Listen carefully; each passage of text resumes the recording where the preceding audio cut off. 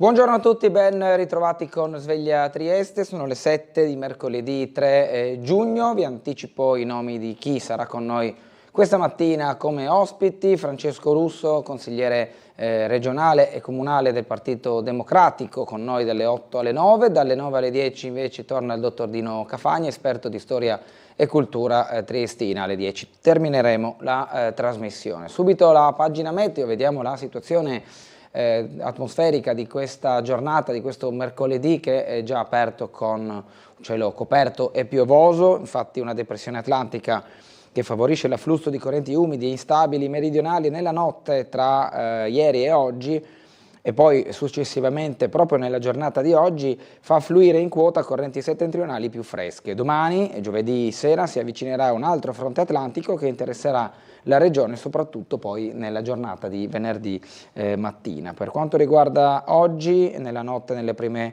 ore del mattino, piogge temporalesche a più riprese con possibili temporali forti e piogge localmente intense, vento da sud o sud-ovest anche sostenuto sulla costa. Nel corso della mattinata miglioramento a partire dalla Carnia, in estensione poi a tutte le zone con cielo variabile e possibili raffiche di vento sostenute da nord.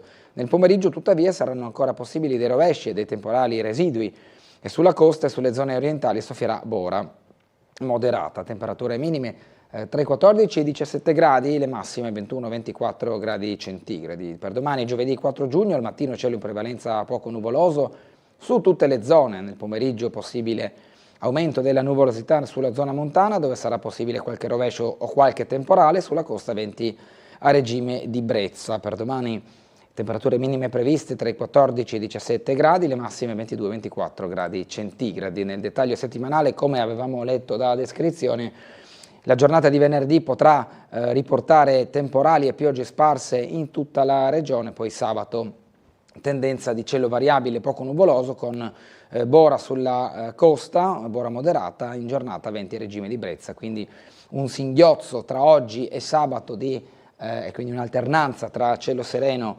e velato poco nuvoloso e precipitazioni invece diffuse e anche temporalesche, quindi fare attenzione nei propri spostamenti. Andiamo a leggere la prima pagina del Piccolo. Cominciamo dunque la rassegna stampa col quotidiano locale. L'Unione Europea: riaprite i confini, la Commissione richiama l'Italia e altri 8 paesi e chiede il ripristino degli accordi di Schengen, da eliminare i controlli alle frontiere interne. Nel mirino i presidi voluti dal Viminale ormai dall'ottobre del 2023 ai valichi con la Slovenia. Irritati i leghisti, no agli ordini di Bruxelles. E vedremo poi la decisione anche interna a quale sarà e di concerto anche quella degli altri paesi che hanno deciso lo stop della libera circolazione di Schengen proprio dall'ottobre del 2023. La fotonotizia, come vedete al centro del quotidiano, invece ci riporta la giornata di ieri, il 2 giugno, gli 80 anni della Repubblica, onori ed emozioni tricolori di fronte all'Adriatico. Questa è la foto dal portico della prefettura che si affaccia verso Piazza Unità, sullo sfondo il Palazzo della Regione con il tricolore issato dalla finestra più alta proprio dello stesso palazzo. Croceristi e parcheggi, prolifera il business dello stallo più navetta, questo fra le notizie interne di Trieste. I grandi restauri di Generali, ora tocca a Casa Stratti, gioiello di Piazza dell'Unità. In Istria, condominio in costruzione a ridosso dell'Arena di Pola, fermate quello scempio e la protesta. Gli avvistamenti, gli esemplari di granchio blu nelle miticolture al largo della costiera. Politica, l'intervista Vannacci, centrodestra alla deriva, sull'Ucraina non mi piego. Così alla pagina 8 vedremo le parole del generale Vannacci incalzato sui temi europei, internazionali ma anche interni. Poi il commento: hub migranti in Albania, il via libera è un successo dimezzato, lo vedremo invece questo a pagina 5, a firma di Marco Zatterin. Trieste e Venezia, cantieri, concerti e festività, giorni da bollino rosso sull'autostrada A4, punto sui trasporti e su il traffico nell'arteria stradale che collega proprio le due regioni. Caro carburante, questo dunque va di pari passo con gli spostamenti su gomma. Ai distributori della Slovenia prezzo del diesel in forte calo, ancora oscilla il prezzo della benzina sulle questioni internazionali che hanno un riverbero proprio sul costo finale. Le celebrazioni del 2 giugno a Roma, Mattarella, noi il risultato di tante migrazioni. Le polemiche, notate le assenze di Salvini, Schlein e Conte. Area di Puglia, il ministro arringa i giovani, libertà solo con i sacrifici. E poi la cabinovia, il comune di Trieste, Forza Italia, spallata, la cabinovia è finita. L'assessore Rossi, 62 milioni non bastano. Parlano componenti della giunta ma anche della maggioranza sul tema della cabinovia dopo la bocciatura del TAR, del ricorso sulla tematica relativa ai fondi ministeriali, la bocciatura di chi è contrario all'opera aveva intentato proprio un appello agli organi nazionali per chiedere certezze su questa regolarità del finanziamento per la cabinovia dirottato dai fondi PNRR a fondi nazionali su tutta una partita di giro che riguardano anche opere in quel di Padova. In questo caso invece la politica interna alla città si interroga sulla fattibilità o meno del progetto, ma lo vedremo poi a pagina 21 e non mancherà occasione di parlarne dopo con Francesco Russo, come avevo anticipato che sarà il nostro primo ospite di quest'oggi. Andiamo alle notizie interne allora della città con pagina 21 che ci porta infatti alla cabinovia, Ovovia, viene così titolata, Forza Italia, Ovovia politicamente finita. Rossi, 62 milioni non bastano. Dopo il TAR Lazio, nuovo stop da Polacco e Savino. Iter ormai compromesso, l'assessore alla cultura. Troppi dubbi, i tecnici informino su costi aggiornati. Fratelli d'Italia, abbiamo fiducia nel sindaco. Nessun commento invece da parte della Lega. Qui vedete in foto il segretario Alberto Polacco, il segretario comunale di Forza Italia, il capogruppo in consiglio comunale, poi l'assessore e segretaria regionale sempre degli Azzurri di Forza Italia Sandra Savino, l'assessore Giorgio Rossi e subito sotto la ormai ripetuta foto della presentazione di un prototipo della cabinovia in progetto per l'opera di Trieste con il sindaco e gli assessori Lodi, Tonel e l'ingegner Vernetti in piazza della Borsa. Il Dem russo attacca, speravamo che il giudice desse a tutti la via di fuga, tutti ormai hanno capito che l'Ovovia non si farà, l'indomani della sentenza del TAR Francesco Russo chiede conto di quello che lui e il resto dell'opposizione ripetono da 6 anni. Dalle parole di sindaco e maggioranza, dice Russo, emerge l'imbarazzo di chi dal 2020 racconta bugie e non sa come uscire da un imbarazzo che ha creato divisioni nello stesso centrodestra. Ci si è interessati e intestarditi nel portare avanti un progetto inutile con l'aggravante di aver fatto perdere alla città il PNRR. Nulla cambia, iter ancora appeso del Consiglio di Stato, il Comitato Nuovo Via prende atto del verdetto ma non demorde, restano tutti i nodi di un progetto inutile, così il Comitato a commento della sentenza del TAR. Andiamo alle opere pubbliche in città, palazzi soprattutto di generali, il lifting si completa proprio con Piazza Unità, il montaggio delle impalcature su Casa Stratti è partito dalla parte posteriore, l'intervento sulle facciate arriva dopo le manutenzioni degli immobili storici, la prossima sfida del gruppo assicurativo fa rinascere Palazzo Carciotti che è stato acquistato all'asta proprio dal comune di Trieste, ha già la sua impalcatura che sta significando anche per la città un'attività in corso, quella della ristrutturazione del palazzo, non è l'unico però come vediamo anche da questa pagina. Parcheggi per i croceristi dalla navetta al car ballet si moltiplicano le offerte, le proposte hanno tariffe giornaliere o settimanali. Trieste Terminal Passeggeri dice c'è lavoro per tutti e dunque più soluzioni per i croceristi tra il Molo Quarto, il parcheggio del Silos, poi anche altri parcheggi di interscambio che grazie alle navette poi riescono a collegare gli stessi parcheggi con la zona dell'attracco delle navi, che in questo caso rimane la banchina delle rive, fronte Piazza Unità e più verso il Molo Bersaglieri. Azione invece su Catinara, ripartiamo da zero, ieri un punto del presidio di Azione, del gruppo politico di Azione su Catinara, su quello che è il progetto dell'ospedale. Sentiremo proprio adesso, andiamo a sentire subito anzi, le parole di Arturo Governa, segretario comunale di Azione, proprio su questa problematica che continua ad essere persistente a Trieste nella zona dell'ospedale. Sentiamolo. Azione celebra il 2 giugno la festa della Repubblica ricordando uno dei pilastri su cui è fondata, la tutela della persona, la cura come diritto individuale e collettivo. Cattinara diventa il simbolo non di un fallimento ma di un'opportunità per ripartire, politica e operatori nell'interesse dei cittadini. Cantiere di riqualificazione dell'ospedale di Cattinara. L'unica certezza è che non vi sono certezze né di quando verrà finito il lavoro né di quanto costerà alla fine. E al contempo però il personale medico e sanitario e i degenti che frequentano Cattinara sono costretti a subire i disservizi inevitabili, le difficoltà inevitabili che un cantiere di ristrutturazione comporta. Di fronte a questi elementi e soprattutto di fronte al fatto che l'impresa che deve eseguire i lavori è in una crisi finanziaria, tanto che il cantiere è fermo da diversi mesi, Azione chiede alla politica cittadina e regionale di sedersi attorno a un tavolo, di rivalutare gli obiettivi dell'intervento di Cattinara da un punto di vista di pratiche scientifiche e mediche contemporanee e non quindi quelle di 20 anni fa sulla base del quale è stato impostato il progetto, sulla base del budget economico effettivamente a disposizione e sulla base di un programma che preveda tempi certi e disagi ridotti, ripeto, per il personale che opera a Cattinara e per i degenti che vi accedono.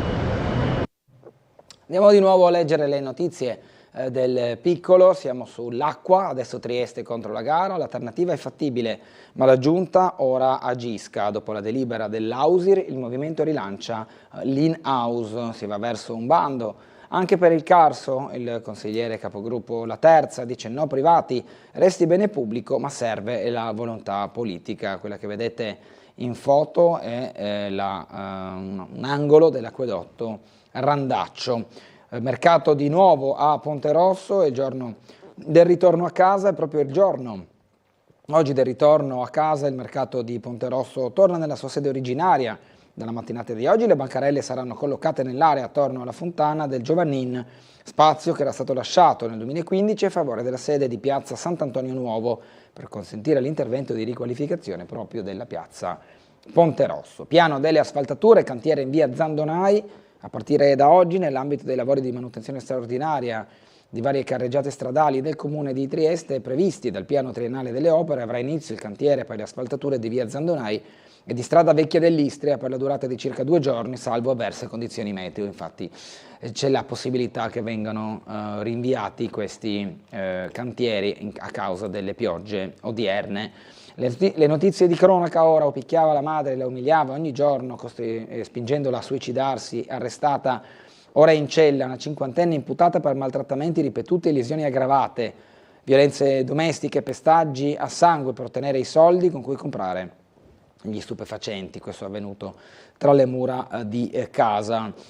Schiaffi e pugni alla madre, ma anche minacce di morte e istigazione al suicidio, come detto. Adesso è in cella questa 50enne imputata per maltrattamenti ripetuti e anche vessazioni psicologiche. Lo sport che rallenta la malattia, Triestina campionessa a Cesena, l'associazione Ping Pong Parkinson trionfa ai campionati italiani, spicca Francesca Bartolini. Qui vediamo in foto il momento di gruppo e anche di premiazione. INPS e Consulta, protocollo per le persone con disabilità, progetto di inclusione per aiutare i portatori di handicap e le loro famiglie, avvicinando ai servizi proprio le persone più fragili.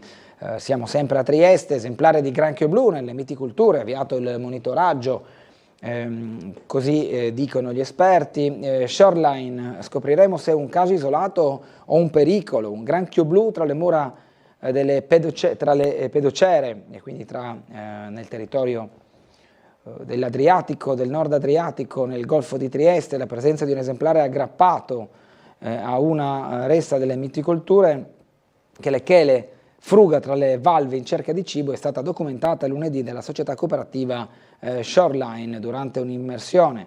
A Venezia questo comportamento era già stato osservato, ma per Trieste si tratta della prima volta. Le vedete delle foto che raccontano di più di tanto altro. Il granchio blu fotografato da Tommaso De Lorenzi tra le pedocere e poi fuori dall'acqua, così preso in mano l'esemplare tra le pedocere. Lo vediamo qui che si va a cercare da mangiare. Per adesso il fenomeno non costituisce un problema, ma potrebbe invece aggravarsi nel prossimo futuro con una invasione molto più imponente di questo esemplare proprio sulle pedocere che sono posizionate nel Golfo di Trieste. Duino Risina, regole in spiaggia, sport sì ma solo se non si disturba, ok all'accesso dei cani a Canovella, Costa dei Barbari e a ovest di Castelreggio. La disciplina generale per l'uso delle spiagge, le norme relative all'accesso dei cani ai litorali e le regole dedicate agli stabilimenti balneari. Sono questi i principali contenuti dell'ordinanza sulla sicurezza balneare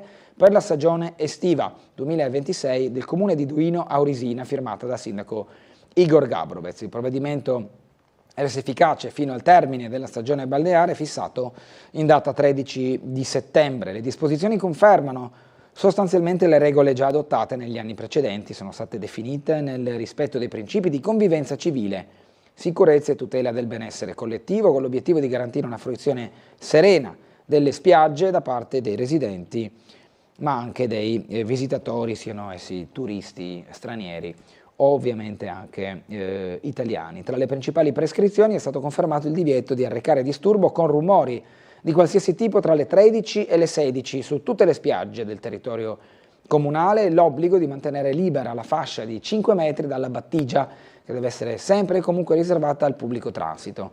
Restano inoltre vietati il campeggio, il pernottamento e l'occupazione delle spiagge con attrezzature particolarmente ingombranti, diverse dai tradizionali teli da mare, sdraio e ombrelloni. Le attività sportive e ricreative sono consentite purché non costituiscano motivo di pericolo o di disturbo per gli altri bagnanti. Quindi non è vietato giocare a palla, basta che questa non vada poi a disturbare chi si è posizionato vicino. L'ordinanza estiva, regole balneari di buonsenso confermate, come detto, fino al 13 di settembre. Incuria e sporcizia sul litorale, chiesto l'intervento del comune, siamo a Muggia. In questo caso incuria e sporcizia è quanto segnalano con rammarico alcuni cittadini di Muggia riguardo alla situazione in cui versa parte del litorale cittadino in questa prima parte della stagione balneare muggesana. Viene quindi chiesto all'amministrazione municipale un intervento di pulizia. Gli adesivi sui parcometri disorientano se in sloveno. Garantire un servizio chiaro, siamo di nuovo a Duino Risina, inclusivo e conforme alle norme senza creare discriminazioni o difficoltà né per la comunità slovena né per i cittadini italiani visitatori. In merito alla mancata presenza dello sloveno nell'indicazione dei parcometri di Sistiana, il consigliere comunale di opposizione Romita, Massimo Romita, precisa che l'interpellanza presentata dal sindaco Gabrovec assieme al collega del gruppo Alleanza per Duino Risina Sergio Milos non aveva alcun intento di polemica linguistica. La segnalazione, spiega Romita, nasce da una situazione palesemente non conforme. Nuovi parcometri installati risultavano privi della lingua slovena nel display digitale e nelle istruzioni del sistema elettronico. Questa è la sua posizione. San Doligo della Valle rinnova il gemellaggio con Cocevie.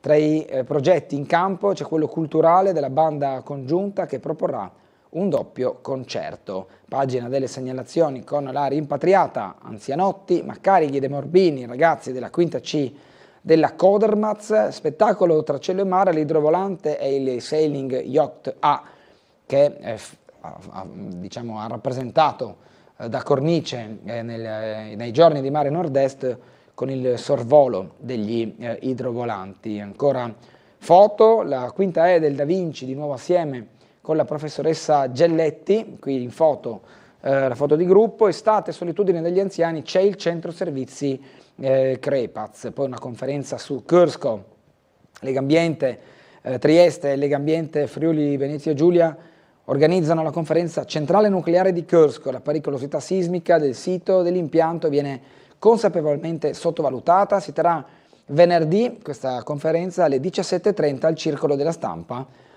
in Corso Italia 13, a Palazzo Gobčević, fibromialgia, oggi l'incontro clou della campagna, alla presenza dell'assessore Riccardi che porterà i saluti e del direttore generale dell'azienda sanitaria Antonio Poggiana. Torniamo alle prime pagine del Piccolo con i controlli ai confini. L'Unione Europea dice vanno tolti, l'irritazione però arriva da Roma con gli effetti e poi anche in Friuli Venezia Giulia. La Commissione Europea ha invitato i paesi a promuovere la libera circolazione. Schengen è stato sospeso nell'ottobre 2023 dopo l'attentato compiuto da Hamas. Il provvedimento, in scadenza il 18 giugno, è stato poi sempre prorogato nelle varie tappe fino ad oggi. Piantedosi, il ministro, dice intendiamo proseguire su questa strada. Sottolinea infatti Piantedosi come i numeri testimoniano l'efficacia delle misure volute da questo governo per contrastare l'immigrazione irregolare. Intendiamo proseguire lungo questa strada. Il Carroccio con la Lega e Salvini, decidiamo noi come gestire i nostri spazi e non Bruxelles. Questo dice il ministro dei trasporti e segretario leghista Matteo Salvini. Ci colleghiamo ora con la sala operativa della Polizia Locale per avere il punto sulla mattinata, come si sta presentando, piovosa, abbiamo visto, almeno chi ha già messo il naso fuori dalla finestra, ma farà segnalazione e viabilità, lo chiediamo all'assistente scelto Marco Cernecca, buongiorno. Buongiorno a lei e buongiorno a tutti i telespettatori. Sì, allora come ricordava le condizioni meteo non sono delle migliori sicuramente. La pioggia si è attenuata ma il manto stradale resta comunque umido e viscido, per cui attenzione alla guida di tutti i veicoli. E il traffico chiaramente è comunque non è una quantità tale, ma sono presenti chiaramente più autoveicoli, per cui un traffico un po' più sostanzioso delle altre giornate e in aumento. Comunque abbiamo in questo momento in atto un incidente sulla SP1 all'altezza del deposito dell'ANAS, quindi località Banne, con anche chiusura momentanea del tratto compreso appunto tra il collegamento SP1 e la SP35 per permettere la rimozione dei mezzi. E questa notte abbiamo avuto altri due sinistri, entrambi conferiti, uno alla rotonda Illy, quindi Flavia Rosandra Caboto, senza conseguenze gravi comunque per il coinvolto, e un altro incidente sempre con ferito sulla strada statale GVT 202 verso l'uscita Campomarzio, quindi Molo Settimo, in questo caso un'uscita autonoma del veicolo. Abbiamo avuto diverse chiamate e anche diverse rimozioni questa notte per dei passi carrai, e quindi passo direttamente anche alle cose previste per oggi. Sì. Mi scusi un Prego. attimino della tosse. Oggi sono previsti dei lavori di asfaltatura in via Zandonai su tutta la via e sulla strada vecchia dell'Istria nel tratto compreso tra i civici 80 e 114, chiaramente tempo permettendo. Inoltre sempre per asfaltatura da questa sera dalle ore 22 e fino alle 6 di domani mattina dovrebbe essere sfresato e poi passerà l'asfaltatura nella zona di salita di Gretta e strada di Fiume. E sempre per lavori sarà chiusa la via del Farnetello dall'intersezione di strada per Longera e il civico 76. La chiusura dovrebbe perdurare dalle 8 alle 12 e dalle 13 alle 17, ripeto, dovrebbe iniziare oggi. E sempre anche in via Puccini sono previsti dei lavori di potatura degli alberi al civico 72, chiaramente sempre tempo permettendo. E altre cose non avrei da ricordare, per cui ripasserei la linea. Grazie all'assistente scelto Cernecca, buona giornata, buon lavoro. Grazie altrettanto, salve. Grazie. Questo dunque che ha riferito l'assistente Scelto anche poi ha a che vedere con il traffico, quindi anche da parte mia un invito a prestare attenzione in particolare a questi scrosci d'acqua che arrivano anche un po' all'improvviso a singhiozzo in questa giornata e in queste giornate anche nelle prossime, come abbiamo letto dalla pagina meteo, per chi si sposta in particolare sulle due ruote, ma abbiamo visto anche le uscite di strada e questi incidenti descritti tra la Rotonda Illy e la strada GVT 202 zona Molo Settimo. L'asfalto bagnato può creare dei problemi. Torniamo invece alle prime pagine del Piccolo abbiamo dato un'occhiata a quella che è la notizia della pagina controlli ai confini con l'Unione Europea che dice vanno tolti, l'irritazione da Roma, il Partito Democratico dice blocco inutile, il centrodestra invece va potenziato, i Dem si schierano con i commissari europei mentre Fratelli d'Italia, Lega e Forza Italia sostengono la scelta del ministro di prorogare i controlli lungo i confini. Roberti, l'assessore regionale alle autonomie locali, con Bruxelles ci confronteremo su modalità e tempi, i presidi di Retrovalico, su quelli non si torna indietro. Polizia di frontiera, maxi assegnazione alla regione a gennaio 124 in più. Il 13 gennaio arriva la notizia diffusa poi dall'assessore regionale alla sicurezza e alle autonomie locali per Paolo Roberti. Sono 124 gli agenti e ispettori in più impegnati nella polizia frontiera in regione, 59 assegnati a Trieste, 44 a Gorizia e 21 a Udine. Il caso di Usama fermato a Trieste inneggiava alla jihad sui social media. Un solo migrante a settembre è stato fermato a Trieste perché radicalizzato e pericoloso per i pubblici ministeri. Usama, 25 anni, pakistano, nell'accoglienza non ci sono solo i TikTok sulla jihad, è accusato di informarsi su come fabbricare bombe e comprare armi. Qui l'intervista poi invece in questa pagina proprio l'assessore Roberti. Il confronto, Walter Rizzetto di Fratelli d'Italia, in un momento come questo sul piano internazionale serve ancora più rigore. La segretaria regionale del Partito Democratico Caterina Conti, la chiusura delle frontiere non c'entra nulla con la sicurezza, è solo propaganda. Il segretario regionale della Lega Marco Dreosto, i risultati ottenuti certificano la bontà di una scelta coraggiosa riproposta anche da altri stati. Andiamo al 2 giugno. Festa della Repubblica, gli 80 anni, meglio dire, della Repubblica Italiana. Il 2 giugno di Mattarella, siamo il risultato delle migrazioni, ha detto. Questa cosa non ci dispiace affatto, aggiunge il Presidente della Repubblica. Arriva un monito sui rischi relativi al possibile monopolio per chi gestisce l'intelligenza artificiale. Infine l'allarme per gli attacchi al multilateralismo e al ruolo delle corti penali. Le celebrazioni. Dunque a Roma poi col discorso del Presidente della Repubblica. Droni, obiettori, briciola i protagonisti della parata, l'omaggio della politica e la polemica sulle assenze, Salvini impegnato, Conte allontana le critiche e opta per la festa del Quirinale, Schlein non prevista. Concessione dell'Unione Europea sul caro energia, 6,5 miliardi per Roma, arriva un sì parziale, ok alla flessibilità, ma in direzione green non ci sarà risposta scritta a Meloni. La BCE sull'euro emergono alcune fragilità, questo è l'avvertimento della Banca Centrale Europea, la flessibilità sui conti, Italia è pronta a trattare. Il commento invece di Zatterin, hub per migranti, un successo che è definito a metà.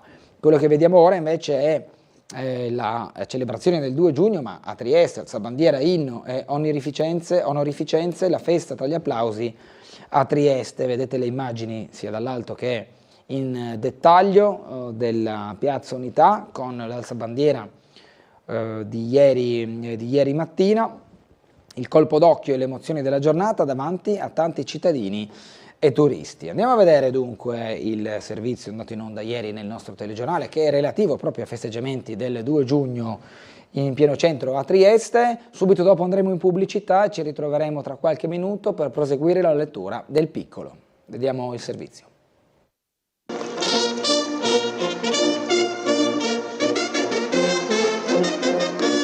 Dopo la solenne cerimonia dell'alzabandiera di questa mattina, le celebrazioni dell'80° anniversario della Repubblica Italiana in Piazza dell'Unità d'Italia si sono aperte con l'esibizione della musica d'ordinanza della fanfara dell'11° Reggimento Bersaglieri, poi l'afflusso dei gonfaloni delle città di Trieste e Muggia. Il picchetto in armi e le rappresentanze schierate hanno reso gli onori al commissario di governo nella regione e prefetto di Trieste, Giuseppe Petronzi, che ha poi dato lettura del messaggio del Presidente della Repubblica, Sergio Mattarella. Infine la consegna dei diplomi di onorificenza dell'Ordine al merito della Repubblica Italiana a 13 insigniti e una medaglia d'argento al merito civile. Durante tutta la cerimonia, sul Palazzo della Regione ha fatto bella mostra di sé la grande bandiera tricolore issata dai Vigili del Fuoco. Il pubblico triestino ha assistito alle celebrazioni, così come i tanti turisti presenti che hanno immortalato i vari passaggi del cerimoniale con foto e video. 80 anni di Repubblica, 30 anni da sindaco, interessante, no? Ho detto, sai, essere italiano, ho inaugurato la Fenice, ho inaugurato la Scala, ho inaugurato i Giardini del Quirinale, sono stato con i vari presidenti a tutti i concerti, sai, a Roma, momenti indimenticabili. Oggi è una giornata indimenticabile. Poi i Vigili del Fuoco ci hanno regalato anche questa bandiera così bellissima, complimenti veramente a tutti. Una cerimonia importantissima non soltanto perché è l'anniversario, una cifra tonda 80 anni, ma una cerimonia sempre sentita in realtà e in particolar modo in questa piazza, in Piazza Unità d'Italia di Trieste. Ogni anno vediamo quanto ci sia l'affetto dimostrato da parte dei triestini di attaccamento per tutte le nostre istituzioni, e oggi vedere tutte le nostre forze dell'ordine, le nostre forze armate sfilare con tanta gente assiepata dietro le transenne fa ancora più piacere.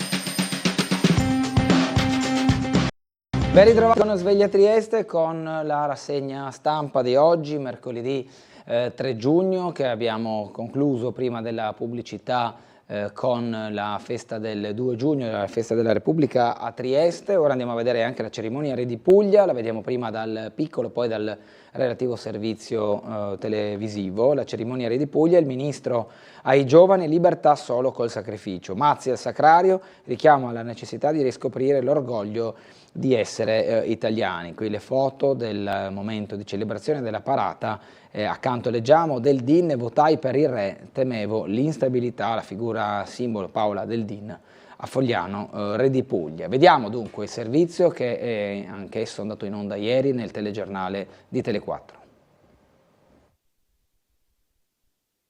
Noi dobbiamo pensare che la libertà è come la pace, sono valori, sono beni che vanno preservati, conquistati, non dobbiamo mai dare nulla per scontato. Questo secondo me è l'insegnamento che dobbiamo trasmettere alle giovani generazioni. Senza impegno, responsabilità e sacrificio non può esserci la libertà. È il messaggio lanciato dal ministro del turismo Gianmarco Mazzi questa mattina al Sacrario di Re di Puglia durante le celebrazioni dell'80° anniversario della Repubblica Italiana alla presenza delle autorità civili, militari e religiose. Il ministro ha sottolineato l'importanza e il valore del Sacrario, dove riposano oltre 100.000 connazionali caduti durante la Prima Guerra Mondiale, definendolo un luogo dell'anima. Durante la cerimonia è stata deposta la corona d'alloro in onore ai caduti. Mi hanno fatto un dono bellissimo nella sua, nel suo dolore, che sono proprio i caduti col mio cognome. Mi hanno regalato un foglio con i caduti col mio cognome, insomma è emozionante stare qua. Poi nell'80°, negli 80 anni della Repubblica, 80 anni del suffragio femminile, per cui quest'anno è carico di valori e sono onorato oggi di essere qui. Alle celebrazioni era presente anche la partigiana Paola Del Din, medaglia d'oro al valor militare. Mi ha detto, adesso non so, mi ha detto guardi io sono un reperto storico, e ho detto, io le ho stretto la mano e le ho detto che mi dava una grande emozione, perché era veramente come stringere la mano alla storia d'Italia. Mi è parso quello, una storia dolorosa, tragica, ma che noi dobbiamo raccontare alle giovani generazioni, perché è sulle fondamenta delle nostre radici che noi possiamo costruire il nostro futuro. Torniamo a leggere le notizie dal Piccolo, siamo alla pagina politica, la risposta di Vannacci a Fratelli d'Italia, il centrodestra è alla deriva e sull'Ucraina non mi piego, discuto su tutto ma senza tradire gli elettori, invito tutti all'assemblea di Forza Nuova. Salvini non l'ho più sentito, non ha risposto nemmeno agli auguri di compleanno, mai parlato con Meloni. Riguardo alla Lega, non potevo restare in un partito in cui ero attaccato ogni giorno da dirigenti come Zaia o Fontana. Se non ritornano a fare la destra, perderanno. Qui l'intervista a cura di Carlo Bertini in questa pagina del Piccolo. Andiamo oltre alla pubblicità per le crisi internazionali e la situazione estera. Trump gela Netanyahu, sei pazzo, è un ingrato. Tycoon al premier, senza di me saresti in galera. Gli scontri in Libano non si fermano e i paesi trattano. A Washington i negoziati sotto l'egida degli Stati Uniti. Attesa per la risposta di Teheran sull'ultima proposta inviata venerdì scorso. L'opposizione picchia duro contro l'amministrazione americana e Rubio prova a difendersi. Queste anche le polemiche interne agli Stati Uniti. L'Unione Europea spinge sulle sanzioni a Ben-Gvir. Tajani in pressing, sono gli americani a dover fermare Israele, il dossier al vertice per vincere le resistenze. Una pioggia di fuoco, Mosca fa strage di civili a Dnipro e nella capitale Kiev. Almeno 21 morti e 120 feriti, diversi bambini sono stati estratti dalle macerie. Zelensky è l'alleato d'oltreoceano, abbiamo assolutamente bisogno dei Patriot, i missili Patriot, li chiama Zelensky per la difesa dell'Ucraina. Scudo nucleare sul fianco est, confermato dagli Stati Uniti che per calmare le acque e rassicurare i partner del fianco est, dopo le voci di tagli consistenti alle forze convenzionali in Europa, avrebbe aperto la possibilità di dislocare un maggior numero di armi nucleari, andando oltre il gruppo attuale dei 6 alleati privilegiati, tra i quali si conta l'Italia. Da anni, infatti, molti nuovi membri della NATO, Polonia in testa, chiedono di poter entrare nel club, aumentando così la deterrenza nei confronti di Mosca. 18enne inglese ucciso da un Sikh, bufera a Londra, la destra populista in rivolta, White Lives Matter, il video shock della vittima agli agenti, non respiro, questo è un frame dell'arresto della vittima agonizzante. I tribuni della destra populista hanno già pronto lo slogan rovesciato, White Lives Matter, ma strumentalizzazioni a parte, le ragioni per sollevare pesantissimi interrogativi sulla sconcertante fine di Henry Novak ci sono tutte. Il caso è quello di un 18enne inglese, studente universitario del primo anno, accoltellato a morte con ferocia a dicembre in una strada di Southampton dal 23enne Vikram Digwa, cittadino britannico di radici indiane e fede religiosa Sikh, riuscito poi ad accreditarsi incredibilmente di fronte alla polizia nell'immediatezza dei fatti come vittima lui di una fantomatica aggressione razzista. La condanna all'ergastolo inflitta lunedì all'assassino non è bastata e non può bastare a placare lo sdegno della famiglia Nowak, mentre nel Regno Unito continuano a montare le proteste alimentate sin dall'inizio della vicenda da esponenti e gruppi del nazionalismo radicale contro le forze dell'ordine e contro le colpe addossate al progressismo politically correct. In Istria, Quarnero Dalmazia, la pagina relativa del palazzo in costruzione, sovrasta l'arena di Pola e un corpo estraneo viene riferito. Per i residenti l'impatto paesaggistico dell'opera è eccessivo. Qui in foto il grande complesso in costruzione accanto all'arena di Pola, che fa ben vedere poi la possibilità o meno di avere un suo spazio anche di panorama con le costruzioni adiacenti. Una centrale fotovoltaica alle porte della città, siamo sempre nella zona di Pola. L'opera sorgerà nell'area di Valbonascia e sarà uno dei più importanti progetti nel settore in Istria. Alto rappresentante in Bosnia, i nomi di Zanardi Landi e Pahor, commissione al lavoro per trovare il successore del tedesco Schmidt, l'italiano e lo sloveno tra i papabili per ricoprire questo ruolo. In Slovenia Janša 4, domani la fiducia ai ministri, domani infatti la sessione straordinaria del Parlamento sloveno dove sarà votata la fiducia ai ministri del nuovo governo del premier Janša, lo hanno stabilito ieri i vice capigruppo dei partiti che chiedono all'Assemblea nazionale. Cosa succederà domani? Si prevede che sarà una lunga giornata. Il dibattito sui ministri, che si preannuncia interminabile, inizierà infatti alle 9. L'attualità con le altre notizie dall'Italia. Belluno, egiziano pestato, nel branco anche il figlio di un assessore comunale. I giovani coinvolti appartengono tutti a famiglie stimate. Il branco è bellunese, figlio di bellunesi, leggiamo. Gli indagati per il pestaggio 6 contro 1 di un cittadino egiziano tra il distributore di tabacchi di Piazza dei Martiri e una galleria di via Loreto sono tutti ragazzi di buona famiglia. C'è anche Luca Dal Ponte, classe 2007, figlio dell'assessore comunale e sociale, rapporti con le associazioni, politiche della famiglia e frazioni. Marco, uno dei membri più impegnati e stimati della giunta del sindaco di Belluno, Oscar Delle Pellegrin. 4 maggiorenni e 2 minorenni cresciuti in un contesto familiare senza apparenti problemi, che hanno ricevuto una buona educazione, come tanti loro coetanei che però si divertono in maniera diversa.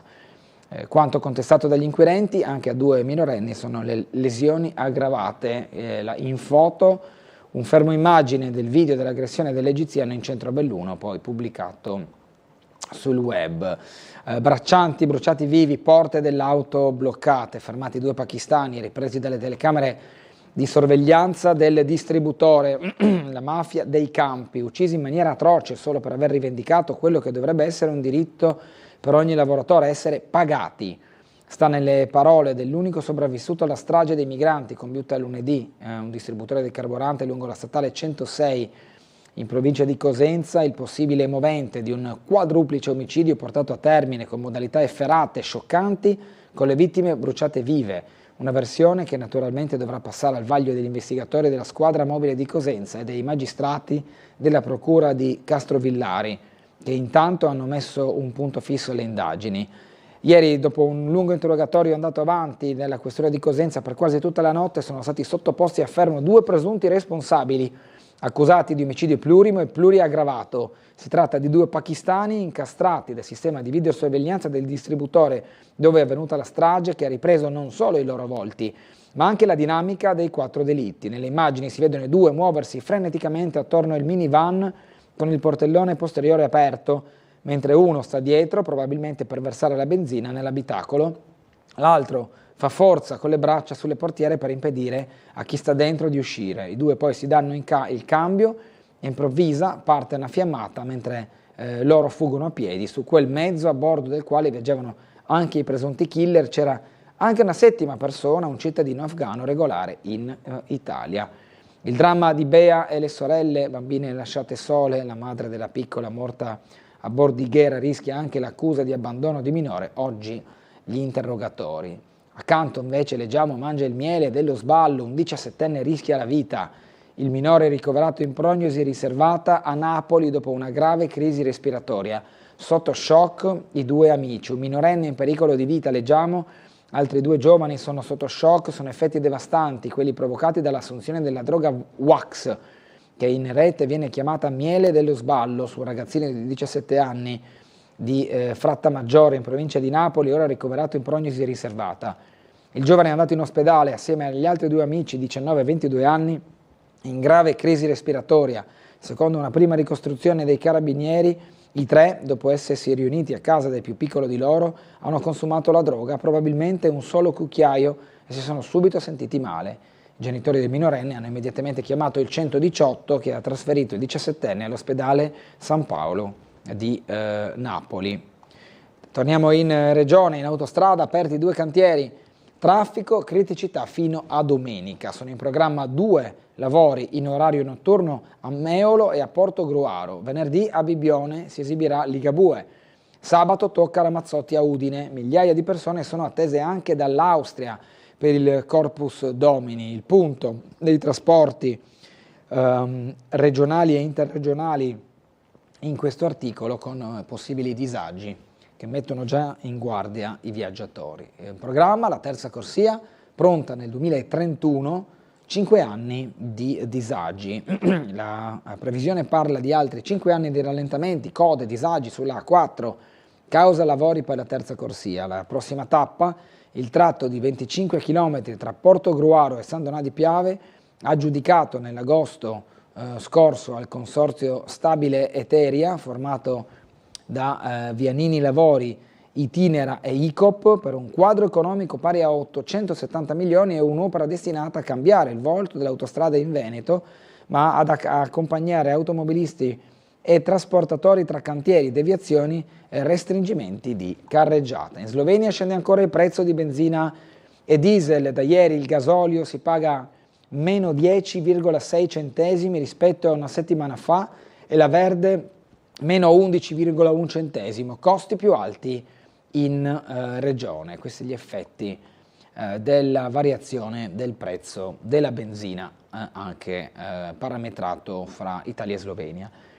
Sempre in regione, nella città dei cantieri navali a Monfalcone, l'ex vice di Cisint a Fratelli d'Italia: non rinnovo la tessera. La mossa dell'assessore Garritani, in giunta a Monfalcone un solo meloniano. Ho informato i dirigenti del partito pochi giorni fa, la mia una riflessione personale. Così la dichiarazione di Garritani, che vediamo qui in foto accanto ad Anna Maria Cisint. Economia, Stroili in crescita a 363 milioni, la corsa dell'oro frena i margini, la catena di gioiellerie controllata da Tom aumenta i ricavi del 7% con 400 punti vendita in tutta Italia. Unicredit sale ancora in commerce, OPS a segno, la scalata del colosso economico-finanziario. Dexelance chiude l'aumento da 50 milioni, il gruppo ha sottoscritto 32,8 milioni di nuove azioni, pari al 99,49% delle nuove emissioni. Pittini aumenta gli aiuti per mamme e papà e il gruppo friulano introduce nuove misure integrative del congedo parentale. Dopo i bonus per i nuovi nati decisi nel 2021 dalla fondazione dell'azienda, ora anche la possibilità di estendere i permessi giornalieri per l'allattamento. Qui il quartier generale del gruppo Pittini a Osoppo. Commessa da 10 milioni in Cina per Danieli per un forno elettrico sul punto della siderurgia. Torniamo dunque per fare il punto sulle notizie locali, come abbiamo già visto a inizio rassegna stampa. Le sfogliamo rapidamente. Ovovia, politicamente finita da parte di Forza Italia, queste le dichiarazioni. L'assessore Rossi: 62 milioni non bastano. Speravamo che il giudice desse a tutti la via di fuga, invece ha detto il consigliere Russo del Partito Democratico, che sarà tra poco nostro ospite. Nulla cambia, iter ancora appeso del Consiglio di Stato. Questa è la versione del Comitato Nuovo Via, che prende atto del verdetto ma non demorde, restano tutti i nodi di un progetto inutile. La foto invece che vedete ora, le foto sono relative ai palazzi sottoposti a restyling, quelli di Generali. Il lifting si completa con Piazza Unità, il montaggio delle impalcature su Casa Stratti è partito nella parte posteriore, l'intervento sulle facciate arriva dopo le manutenzioni degli immobili storici. La prossima sfida del gruppo assicurativo è far rinascere Palazzo Carciotti, come noto. Parcheggi invece per croceristi, dalla navetta al car valet si moltiplicano le offerte attraverso gli snodi dei parcheggi cittadini e anche le navette. Azione invece su Cattinara, ripartiamo da zero, così il gruppo politico comunale. Acqua, adesso Trieste contro la gara, l'alternativa è fattibile, ma la Giunta ora agisca. Dopo la delibera dell'Ausile, il Movimento Cittadino rilancia la soluzione in-house del servizio idrico. Il mercato torna a Ponte Rosso, il giorno del ritorno a casa dei mercatini che da Piazza Sant'Antonio andranno e torneranno a Ponte Rosso. Lo spostamento avvenne nel 2015. Piano delle asfaltature, cantiere oggi in via Zandonai, salvo interruzioni causa maltempo. Picchiava la madre, cronaca locale e giudiziaria. Picchiava la madre e la umiliava ogni giorno spingendola a suicidarsi. Cinquantenne arrestata, ora in cella, imputata per maltrattamenti ripetuti e lesioni aggravate. Lo sport che rallenta la malattia, Triestina campionessa Cesena. La manifestazione, l'associazione Ping Pong Parkinson trionfa ai campionati italiani, spicca Francesca Bartolini. INPS e consulta, protocollo per le persone con disabilità, progetto di inclusione per aiutare i portatori di handicap e le loro famiglie, avvicinando ai servizi i più fragili. E poi c'è l'esemplare di granchio blu che nelle miticolture sta cominciando a essere presente, avviato il monitoraggio, scopriremo se è un caso isolato o un pericolo proprio per le cosiddette pedocere. Duino Orisina, regole in spiaggia, sport sì, ma soltanto se non si disturba, ok all'accesso dei cani a Canovella, Costa dei Barbari e a ovest di Castelreggio. Invece a Muggia, incuria e sporcizia sul litorale, è chiesto l'intervento del comune per le pulizie. San Dorligo della Valle rinnova il gemellaggio con Cocevie, e qui la foto dell'incontro in municipio a San Dorligo della Valle d'Olina. Andiamo ora alle pagine culturali. Laudato Si, una vite unisce Friuli, Venezia Giulia e Vaticano. Sarà illustrato oggi a Villa Russizzi il progetto innovativo che vede l'UniUd, l'Università di Udine, impegnata nella creazione di un centro di formazione ecologica nei giardini di Castel Gandolfo. Una mostra celebra i 50 anni di pittura di Diego Valentinuzzi, quindi un dettaglio di un'opera dello stesso Valentinuzzi. Taylor Swift scrive una canzone per Toy Story 5 e Jonathan Franzen sul New Yorker anticipa il nuovo libro. Nel Colchos di Carrère, il ritratto di una madre nel turbine della storia. L'autofiction dello scrittore esplora gli effetti familiari. Ci spostiamo ora all'interno delle pagine sportive. Con la Triestina c'è il Daniello Day per interrompere il silenzio di mesi. Oggi la presentazione pubblica del direttore generale e presidente, ci sarà anche infatti Margiotta, sarà un'occasione per fare chiarezza sulle priorità della Triestina, dall'utilizzo dello stadio al progetto sportivo. Tanti sono i nodi da sciogliere. Infatti vedete in foto il socio di maggioranza e consigliere nel consiglio di amministrazione della Triestina Marco Margiotta, che sarà presente oggi al Rocco, ed è la foto quella più in grande. In quest'altra foto invece il neo direttore generale, che sarà presentato oggi, Giuseppe Daniello, che in realtà torna alla Triestina dopo aver già ricoperto incarichi dirigenziali proprio con l'Unione. Capodistria in Conference, trascinato dai gol di Ilicic nella Serie A slovena, Koper secondo, giù in B Lajdussina, Sesana non sfonda e a Nova Gorizia c'è area di crisi. Il punto sul calcio d'oltre confine. Ancora sport, Colli, addio speciale, grandi emozioni. A 38 anni il giocatore lascia la maglia della Dinamo Gorizia. Sono stato travolto da un affetto che non mi aspettavo. Trieste, tra le prime piazze italiane, non deve sparire. Parla anche della situazione di Trieste da Gorizia con la vista alla pallacanestro di vertice. Loma batte Spilimbergo e festeggia il ritorno in Serie B. Gli under 13 dell'Arcobaleno quinti alle finali nazionali. Pallanuoto Trieste dentro fuori, batteremo il Posillipo. Alle 20 alla Piscina Bianchi, gara 2 dei quarti di finale playoff, scudetto alla Bardati sotto nella serie, costretti a vincere per giocarsi tutto alla bella. Coach Mirarchi, obiettivo raggiungibile con più concentrazione e intensità. Questo il punto sulla pallanuoto maschile. Le altre partite, Prorecco, Savona e Brescia, sono già ad un passo dalla qualificazione alle semifinali. Trofeo Sgonico, tra raffica di medaglie per Shinkai Karate e Dai Shindo. Qui la foto proprio della consegna delle medaglie. Sterni è il più veloce invece sulla napoleonica. La quarta prova del trofeo provincia va al Triestino. In campo femminile invece vince Bevilacqua. Assalto a Roland Garros dei nostri tre moschettieri. Arnaldi si è unito a Cobolli e Berrettini. Oggi giocheranno i quarti di finale. Prima il romano contro Auger Al-Assim e poi il derby tra i due Matteo. Mai successo di aver tanti italiani tra i primi 8 in un torneo dello slam. Prove di futuro per l'Italia di Baldini in Lussemburgo. Stasera amichevole per la nazionale. Si ferma palestra il CT. Chi è qui è perché se lo merita, ha detto Silvio Baldini. CT azzurro, parte la Nations League, ritornano le invincibili, le azzurre in Brasile alle 21:30 italiane, esordio con la Bulgaria, sono imbattute da quasi 2 anni. Questo è l'ultimo spunto sportivo che leggiamo dal piccolo. La pallanuoto, come abbiamo detto, si giocherà una partita di vertice, allora andiamo a fare il punto proprio sulla maschile della pallanuoto Summer Eco Shipping Pallanuoto Trieste, in vista di questa importante gara alle 20 contro Posillipo. Arriva gara 2 dei quarti di finale play-off. Alla Bruno Bianchi la pallanuoto Trieste ospita il Posillipo per allungare la serie. Inizio gara domani alle 20, ingresso gratuito per il pubblico. Arbitri dell'incontro Alessandro Severo di Roma e Marco Piano di Genova.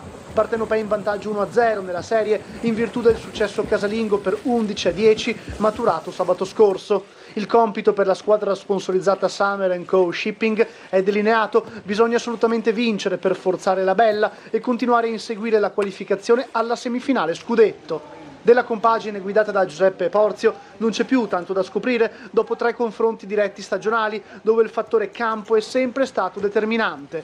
Il match della Scandone ha confermato la pericolosità di Vincenzo Renzuto Iodice dal perimetro e il cinismo dell'esperto Zeno Bertoli in fase offensiva.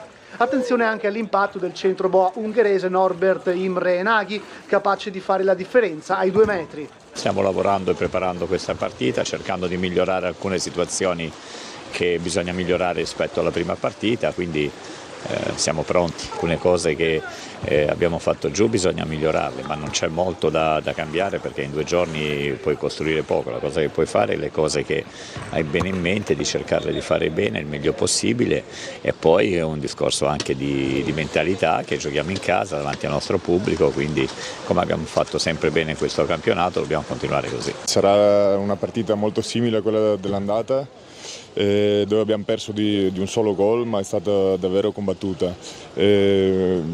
Proveremo in questi 2 giorni che ci rimangono a limare qualcosina, a mettere a posto qualche ingranaggio che non è andato perfettamente. Il pubblico ci è sempre stato vicino e sono sicuro che sarà presente. Giocheremo alle 20 mercoledì, quindi vi prego di venire numerosi. Questo è l'invito del capitano Re Petronio. Prima di andare in pubblicità, la foto della contromanifestazione di ieri, 2 giugno, Patto per il Nord, territorio libero di Trieste, con un gruppo che con lo striscione si è presentato per questa contromanifestazione, come ci rileva Giorgio Marchesic, che ringraziamo e salutiamo. Andiamo ora in pubblicità per ritornare tra poco, fra qualche minuto, in compagnia del consigliere regionale del Partito Democratico, Francesco Russo.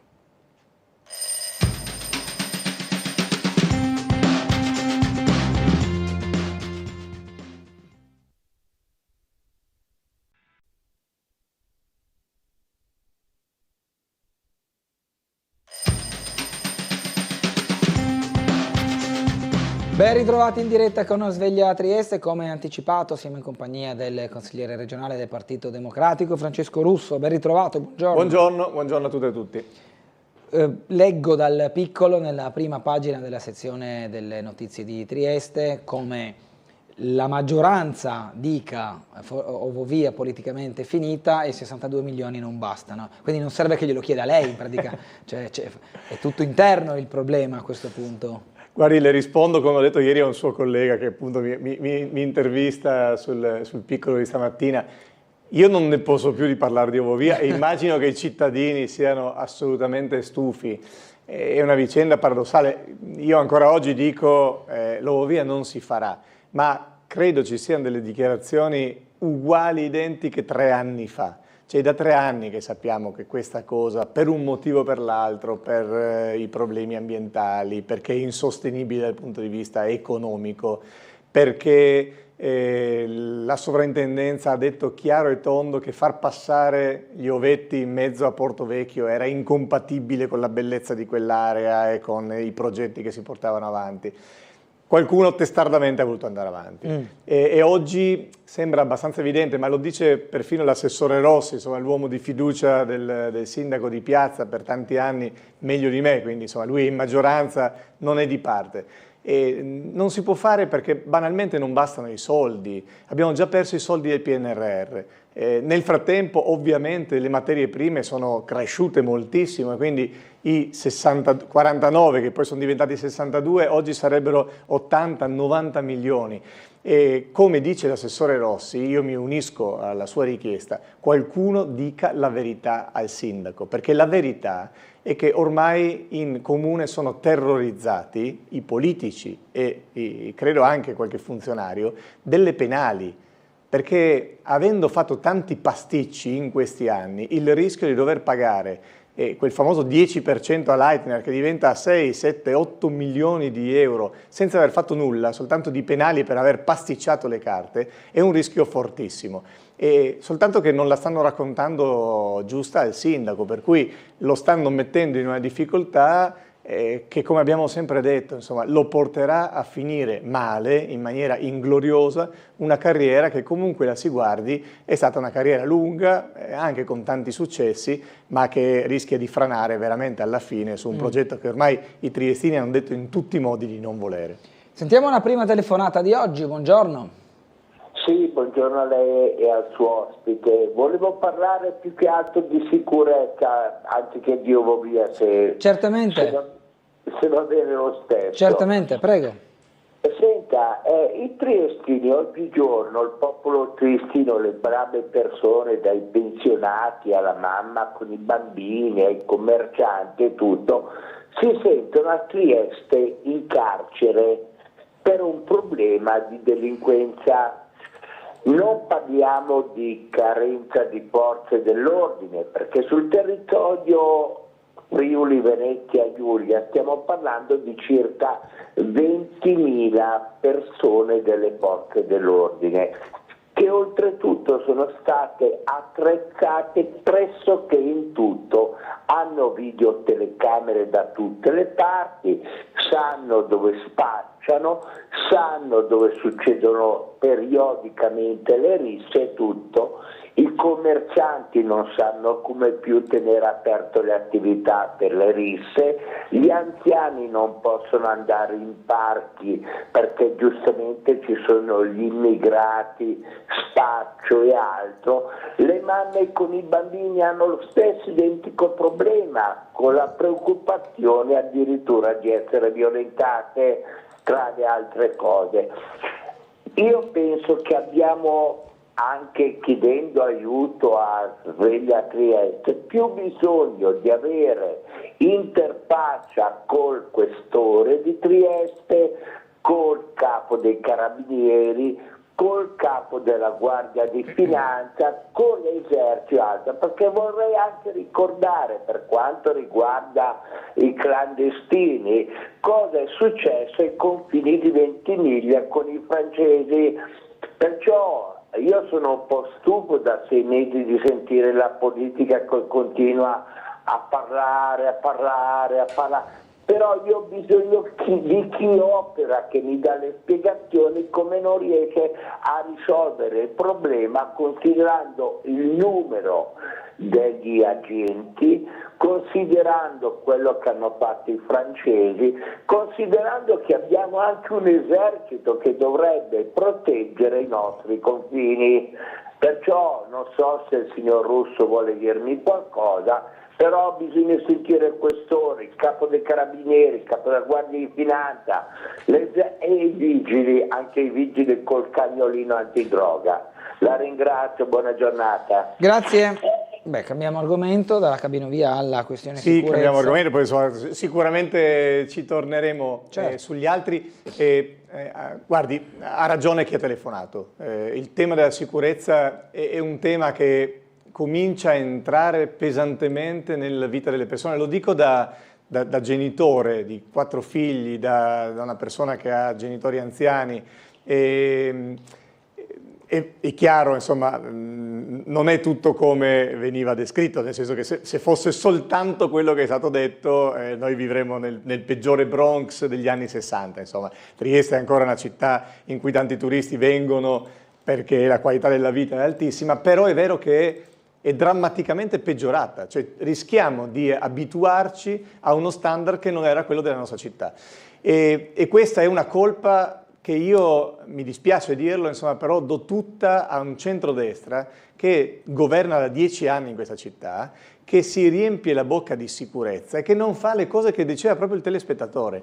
Cioè la politica non può far tutto, ma può pretendere e può garantire e può impegnarsi perché ci sia maggiore sinergia tra le forze dell'ordine e tra le politiche attive che si possono fare nei quartieri. Faccio un esempio, guardi, io 5 anni fa in campagna elettorale, se lei ricorderà, feci un un confronto proprio con il sindaco immediatamente dopo la gravissima sparatoria di via Carducci. E mi ricordo, lanciai un grido d'allarme dicendo: guardate che a Trieste stanno succedendo delle cose che non si sono mai viste.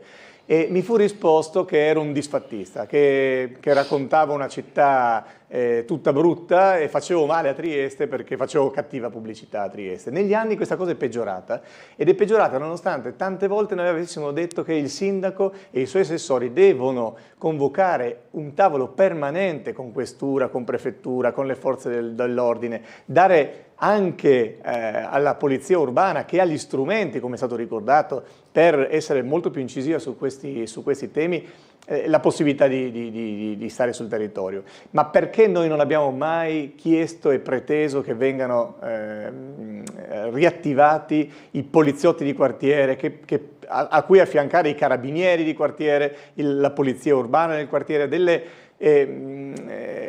anche in una capacità di alternanza tra queste forze che renderebbe possibile, perché purtroppo mancano, ecco, ci sono gravi carenze. Negli ultimi anni il corpo di polizia ha perso quasi il 10% di effettivi, e non sono pochi, altri sono invecchiati e soltanto adesso stanno arrivando i nuovi rinforzi. Quindi alternarsi, lavorare in collaborazione e poi la sinergia con la politica. E quello che succede è tanto frutto, penso alla situazione del degrado giovanile, è tanto frutto dell'educazione.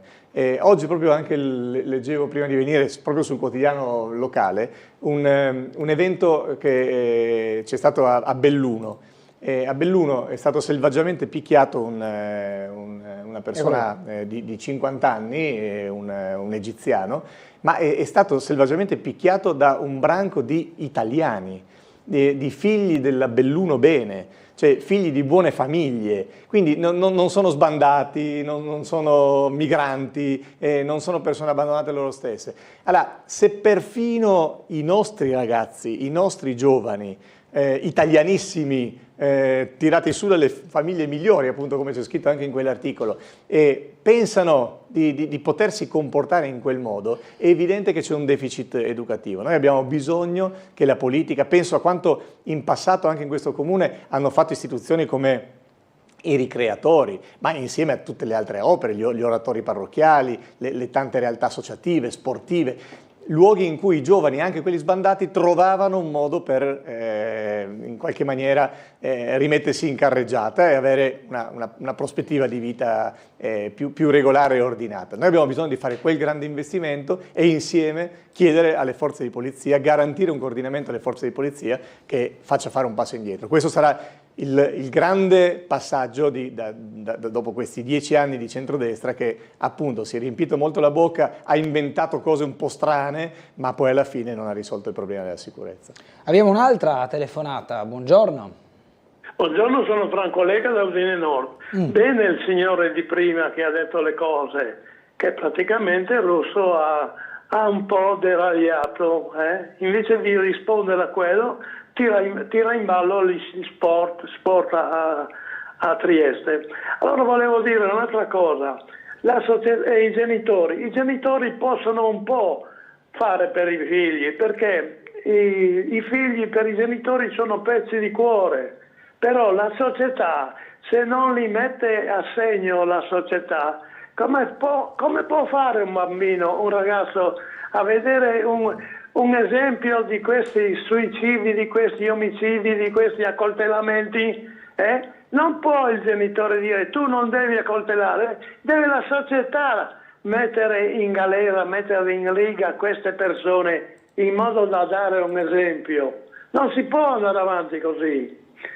Il giorno 15 Pierpaolo Bertoli ha detto che adesso bisogna e dobbiamo studiare per come dobbiamo fare per la sicurezza. Ma la sicurezza dovevate studiarla già da quando sono stati uccisi quei due agenti, De Menego e il socio. Franco, non governa il centro-sinistra, però. Ma che c'entra il governo? Governa. Anche l'opposizione può imporsi a qualcosa, Se non si impone Regionalmente si può imporre anche al governo. No, governa il centrodestra, anche a destra, anche a Roma governa il centrodestra, Franco. Avete un'organizzazione sindacale che potrebbe fermare per un qualsiasi cosa il cosa italiano, l'Italia. Cosa c'entra il sindacato? Cosa c'entra il sindacato con la sicurezza? Mettete di mezzo il sindacato. Ma cosa c'entra il sindacato con la sicurezza? Ma cosa c'entra? Ma cosa c'entra il sindacato con la sicurezza? Si può prendere ad ogni azione corrisponde un'azione uguale contraria. Si può prendere tutto a favore se si vuol fare qualcosa. E poi il sindaco di Gorizia ieri ha detto: finché c'è lui non daremo le pistole agli agenti comunali. Allora il sindaco, se dovesse succedere qualcosa, paga di persona, o anzi mette una cosa di 100.000 euro a favore di questi eventuali danni. Invece no, siete puri come l'olio d'oliva, siete puri. Grazie. Poi certi detti non sono molto calzanti. Guardi, il tema è interessante, il signor Franco mi pare molto confuso e guardi, ci tengo a dire una cosa. Oggi, appunto, io lo ricordo spesso, ho 4 figli e so quanto le famiglie siano in difficoltà, perché oggi crescere dei figli, credo sia sempre stato così complesso, insomma, però ci sono degli elementi da questi telefonini su cui i ragazzi trovano contenuti e mondi che noi non avevamo, insomma, non conoscevamo. Ha una paura per il futuro e un'incertezza per il futuro che forse questa generazione vive per la prima volta. E poi questa è una responsabilità della politica ed è l'unica cosa su cui, come dire, un po' do ragione a Franco, nel senso che c'è una necessità di aiutare le famiglie, cioè la politica deve organizzare degli spazi pubblici. La mia campagna elettorale di 5 anni fa iniziò dicendo: creiamo uno spazio pubblico gratuito per i giovani, vigilato, in cui ci siano degli educatori che possano accompagnarli in ogni rione della città. Un piccolo campo con la possibilità di fermarsi, con la possibilità di avere anche le famiglie intorno. E la politica non ha fatto questo, non ha potenziato i ricreatori, non ha voluto fare gli educatori di strada, perché i ragazzi vanno cercati lì dove sono, vanno aiutati in questo momento e lo dobbiamo fare anche per la nostra sicurezza, anche per girare più tranquilli, perché se quei ragazzi sbandati trovano un punto di riferimento, beh certo, io posso essere di nuovo tranquillo che le mie figlie camminino per strada, però la famiglia rimane un punto. Come dire, alcune possono avere più difficoltà, nessuno giudica nulla, ma se io genitore per primo non dico ai miei figli: guarda, non si accoltella, perché sembrava che Franco dicesse anche questo, e beh, onestamente, insomma, cominciamo male e credo ci sia una visione totalmente sbagliata. La politica può fare molto, però l'opposizione, più che ricordare, non può farlo. I cittadini credo sappiano molto bene, soprattutto oggi. Dal sindaco a quel Pierpaolo Roberti che è stato ricordato prima, che è assessore alla sicurezza a livello regionale dopo essere stato anche a livello provinciale, comunale. Quando noi proponiamo le cose ci ridono in faccia, ci dicono che non dobbiamo parlare, che tanto comandano loro, che tanto governano loro. Quindi la responsabilità di chi da 10 anni, il centrodestra da 10 anni questa città e questa regione sta governando, e sta governando anche con l'appoggio del governo Meloni, insomma, è quella di non aver risolto in nessun modo. Anzi, oggi a Trieste si sta peggio di 10 anni fa e non sarà colpa del centrosinistra che da 10 anni che non governa. Faccio vedere le 2 foto che ci manda una telespettatrice o un telespettatore, adesso non mi ricordo, da casa, facendoci vedere le rive per come le conosciamo oggi, quando chiudono l'accesso per le navi, e quelle che sono invece le rive modificate con l'intelligenza artificiale su come potrebbero essere apportando del verde e una zona più godibile per le famiglie. Chiedendo un commento a lei, consigliere Russo. Guardi, questi strumenti sono fantastici perché ci aiutano ad avere quella fantasia che è mancata alla politica negli ultimi anni. Qualcuno negli anni mi ha preso in giro per le mie proposte di una spiaggia, poi vedo che il centrodestra adesso le riprende. E io proposi decine di migliaia di alberi in più a Trieste, quando ancora non si diceva, come si dice oggi giustamente, si ricorda che un viale alberato abbassa di 5-8 gradi la temperatura estiva di quella strada. È chiaro, ci sono delle città che hanno completamente trasformato il loro volto e io spero faremo la campagna elettorale proprio chiedendo ai triestini se vogliono questa città rispetto a una città che è pure bellissima ma che per certi versi è superata. E noi abbiamo bisogno di una città più verde perché banalmente l'impatto climatico si assorbe meglio camminando tra quelle aiuole e tra quegli alberi. Lì, solo a vederlo fa fresco. Fa fresco. No, mentre le nostre rive oggi, quando fa caldo. Non penso, ecco, guardi questa immagine, penso che quando arrivano, no, i turisti, è vero che sono preparati al peggio, hanno i cappelloni, le infradito, però insomma sono sotto il sole cocente in mezzo a una giungla di cemento. Noi dobbiamo trasformare, ma non soltanto le rive, dobbiamo trasformare tutti i nostri quartieri e tante città lo stanno facendo, anche in Italia. A Milano mi hanno raccontato di scuole che hanno tolto il pavimento davanti all'ingresso della scuola, l'hanno trasformato in erba e non solo è più bello, non solo è più fresco, ma i bambini hanno riscoperto la capacità, la possibilità di mettersi scalzi sull'erba, cosa che noi sottovalutiamo perché magari abbiamo avuto la fortuna di farlo quante volte in Carso, ma che per tanti ragazzi cresciuti in città che non hanno mai visto altro sarebbe un regalo straordinario. Quindi grazie di questo spunto, dovremo moltiplicare e proporre tante modifiche anche alle nostre piazze che sono bellissime ma che non possono restare senza alberi. Oggi attraversare a luglio Piazza dell'Unità, tanto per dirne una, è una prova di resistenza fisica, insomma, il deserto del Sahara qualche volta è più semplice. Ancora una telefonata, buongiorno. Buongiorno a tutti, sono Maurizio. Prego. Allora, io volevo intervenire, mi ero già permesso di chiamare una volta quando c'era il vostro ospite, condividendo alcune cose. Allora, prima di tutto preciso una cosa, io non mi sento governato dai nostri politici, mi sento comandato dai nostri politici. Quello che manca al giorno d'oggi è il rispetto in ogni campo. E l'esempio è quello che fa addestrare a crescere bene, con l'esempio si educano i ragazzi. Ma che esempio abbiamo noi? Noi abbiamo un sindaco che si comporta come si comporta e fa quello che vuole, fregandosene di quello che sono i desideri dei cittadini. L'Ovovia lo dimostra, il macello di Prosecco lo dimostra, insomma lui fa quello che vuole, ha gli appoggi per farlo perché comandano loro, e farà quello che vuole e non lo fermi, non ce lo togliamo dai piedi.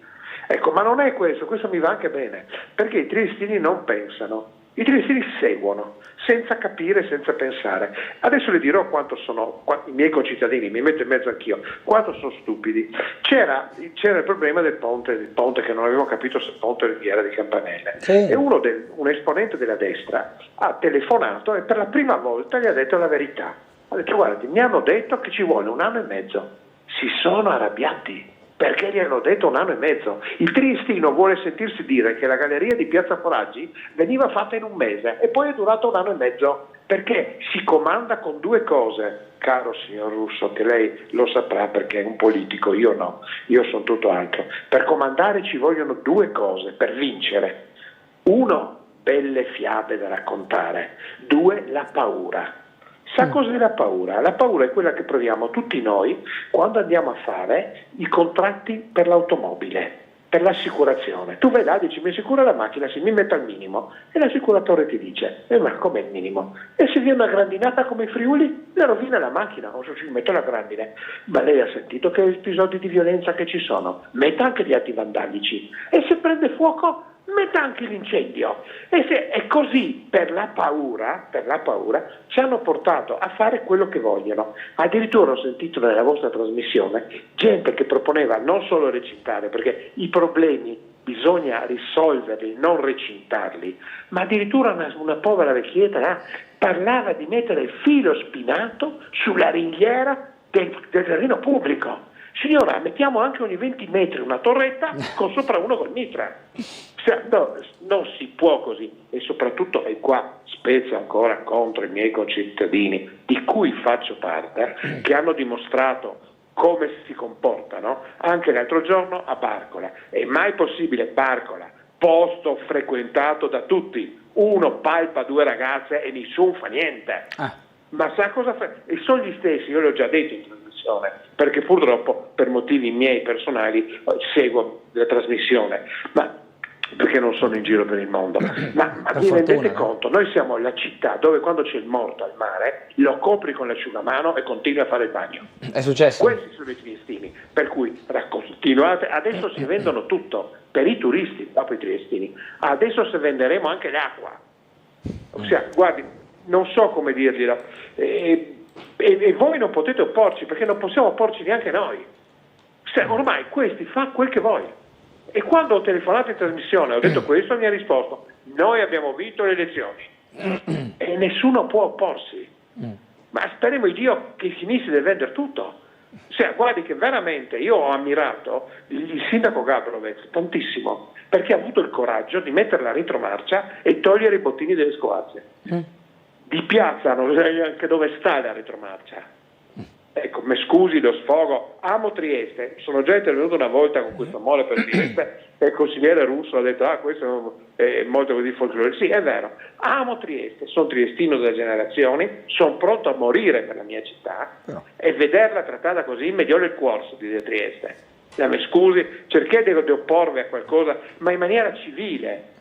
E adesso la colpa è sempre dei sinistri, mai dei destri, perché è vero. Allora le dirò una cosa: lei può accusare una persona, però devi dargli un'alternativa, perché se non hai l'alternativa quello non può far altro. Le spiego, quando ce l'hanno con i migranti, perché dà fastidio per i turisti, i migranti, perché sporcano la piazza della Libertà. Le faccio una domanda: sono fatti come noi, hanno una vescica e un intestino. Ha capito di cosa parlo? Perché fanno là i loro bisogni. Secondo lei, dove puoi andare a fare la popò? Non gli ha nulla. E cosa fa? Timir, e la storia che se la colpa? Ma dei sinistri che date mangiare. Perché se noi dasse di mangiare, noi dovessimo andare in capo di posizione. Certo, ecco, mi scusi la battuta. Grazie. Bisogna dare un'alternativa alla gente, anche ai ragazzini, anche in Maranza. Devi avere un'alternativa. Certo. Tu non puoi lasciare la macchina in divieto di sosta se hai il parcheggio vicino. Lo schifo è non avere il parcheggio e fare multarmi. E un'altra cosa molto bella, che bisogna dirlo, con la loro specialità più grande dei nostri politici triestini, l'appalto. Perché dove non va il pubblico funziona il privato. Ci hanno rotto le scatole sulla sicurezza e tutto, e adesso l'appaltano agli steward. Okay. Io sono quell'imbecille che l'altro giorno ha sbagliato il nome del cane, ha chiamato il cane Conrad invece che non Conan, ecco, perché, siccome a Trieste va tanto ai supermercati, grazie al nostro sindaco, ormai è un lapsus freudiano, no? Ecco, hanno tutti i sistemi, hanno chiesto tutto, hanno chiesto anche le armi e dopo si affida ai vigilanti privati. Adesso ne parliamo, Maurizio. Che grazie mille. Scusate, avevo fatto perdere tempo. No, siamo andati un po' lunghi semplicemente, ma vabbè, insomma. Allora, adesso dobbiamo andare in pubblicità. Io mi sono segnato bene o male tutti i punti che vanno dall'acqua alla bravo, perché io se no me ne dimentico. Dai sinistri ai destri. Ne parliamo dopo la pubblicità.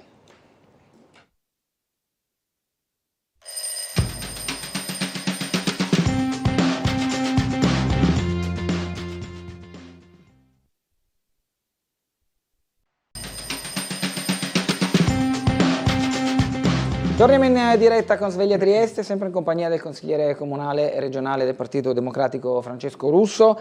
Il telespettatore che ha chiamato prima, Maurizio, ha toccato tanti argomenti, dalla recinzione di Piazza Libertà, perché ho sentito quel recintare che mi ha lanciato l'appello, alla questione della situazione migratoria, la sicurezza fra pubblico e privato, l'alternativa, l'atteggiamento del centrodestra, perché lo ha manifestato anche, riprendendo le parole del sindaco, i sinistri, che ha detto più volte anche nel nostro microfono. Insomma, Russo, lascio a lei i commenti del caso. Quello che, dopo chiudo la mia domanda, diciamo anche riprendendo le sue parole, Quello che manca, da quello che ho capito, è un'alternativa, cioè dare un'alternativa. Guardi, volevo cominciare proprio da quello. Ok, va bene, scusi, non volevo prevaricarla. Lei è il giornalista e quello bravo, quindi addirittura. ha trovato... volevo proprio riprenderlo su quello, che mi pare la cosa più importante che abbia detto, perché è vero, oggi c'è un brutto modo di fare politica. Oggi molti politici hanno capito, ma pensiamo da Trump in giù, insomma, a livello anche internazionale, che raccontando bugie, raccontandole bene, raccontandole magari sui social media, facendo finta che siano delle mezze verità, mettendo la foto giusta e poi giocando sulla paura, insomma, qualche volta i voti arrivano, anzi molto spesso i voti arrivano e arrivano anche quando non risolvi i problemi, che era quello che diceva il telespettatore e che quello che continuiamo a dire noi. Sul tema della sicurezza, la destra cosa fa? Genera paure, crea nemici, dice che è tutta colpa dei migranti, che sono un problema, sono oggettivamente un problema, perché arrivano in situazioni disastrate, non hanno dove andare, generano problematiche per il territorio che li ospita, per le persone, per noi che vediamo delle cose a cui non siamo abituati. Però il problema non sono loro, il problema è che non affrontiamo nel modo giusto una problematica che tutti hanno oggi. Leggevo proprio ieri, nel mondo ci sono 300 milioni di migranti. 300 milioni su 6-7 miliardi, quanti siamo oggi. Vuol dire che in tantissime parti del mondo si vive questo stesso problema e semplicemente dobbiamo ricominciare ad affrontarlo e cominciare ad affrontarlo in maniera diversa. Allora, io sarò un romantico, guardi, poi alla fine facendo così ho più perso le battaglie politiche di quante ne abbia vinte, ma continuo testardamente a pensare che questo sia il modo migliore di fare politica. Io credo che ci sia un'alternativa, di raccontare la verità alle persone, di affrontare insieme i problemi, di non nasconderli, ma anche di non ingigantirli, di dire che Trieste rimane una città splendida, una città piena di comunità anche di diverso genere che vivono bene tra di loro. Guardi, sabato sono stato ospite di un matrimonio di un'amica di origine albanese che aveva invitato un po' tanti amici e tante amiche di diverse comunità e c'erano persone di tutti i colori che sono cittadini triestini da tanti anni, ricercatori universitari o persone che sono arrivate che troviamo magari a portarci il caffè quando andiamo al bar in Piazza Unità. Bene, Trieste è fatta di questa cosa bella e poi è una città che ha anche dei problemi. Noi dobbiamo dire, e questo sarà lo sforzo della prossima campagna elettorale, che c'è un modo diverso di affrontarli, di risolverli, perché quello con cui l'hanno affrontato oggi non c'è.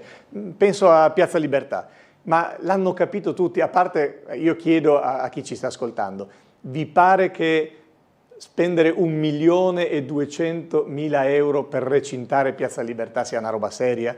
No, questo è quello che hanno messo a bilancio, 1.200.000, neanche la facessero d'oro e d'argento quell'inferriata. Ma poi è evidente che è una sciocchezza. È una sciocchezza perché se noi anche chiudessimo Piazza della Libertà, ma vuol dire che la chiudiamo anche per noi. Vuol dire che anche i triestini non possono andarci, no? Cioè in qualche maniera decidiamo che un pezzo della città non... Ma è chiaro che quelle persone, se non si risolvono i problemi, no, banalmente, no, giustamente, se uno deve andare, se è a spasso, ma vale anche per un turista, e se non trova un bagno rischia che la pipì la fa nel primo angolo possibile. Succede anche ai turisti, visto che in questa città in 25 anni di governo di Piazza non abbiamo neanche risolto il problema dei bagni pubblici, perché sappiamo che rimane uno dei problemi che Trieste ha. Bene, allora non è più saggio, come ad esempio stanno facendo. Penso al fatto che la Caritas abbia aperto un piccolo rifugio temporaneo in via Udine. Bene, molte persone che un tempo stavano in Piazza Libertà, adesso semplicemente vanno in via Udine, hanno il posto dove lavarsi, ci sono dei medici che danno loro una mano perché sono spesso persone che hanno fatto centinaia se non migliaia di chilometri a piedi, spesso c'è qualcuno che li aiuta anche da parte delle forze dell'ordine a capire quali sono i loro diritti e i loro doveri per interfacciarsi al meglio con la legge italiana. Bene, questo è in qualche maniera, se fosse gestito ancora meglio anche dal Comune, quante volte abbiamo detto via Flavio Gioia ha uno spazio gigantesco, organizziamo lì uno spazio di accoglienza momentaneo, le persone stanno 24-48 ore al massimo perché poi vogliono ripartire, non vogliono fermarsi a Trieste queste persone. Certo che se noi le lasciamo in piazza, questo crea tutti i disordini nel mondo, qualche volta può arrivare anche l'incidente, arrivare l'accoltellamento, ma di chi è colpa? La colpa è di chi non ha risolto il problema.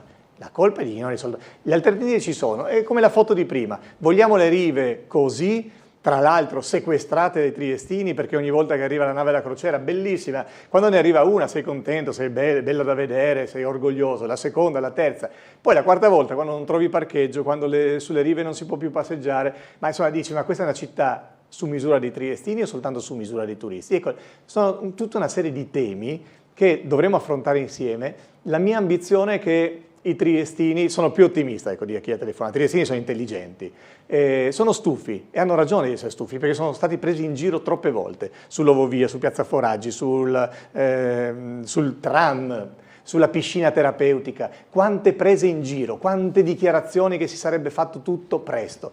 Allora io dico, proviamo a metterci intorno a un tavolo. Decidiamo insieme, destra e sinistra, quali sono 2 o 3 partite fondamentali. Penso a Portovecchio, dobbiamo sbloccarlo, anche quello è un grande fallimento. Il sindaco di Piazza ne ha parlato per 10 anni, è ancora lì, andrà via e non è successo praticamente nulla, non c'è un investitore, non c'è nulla.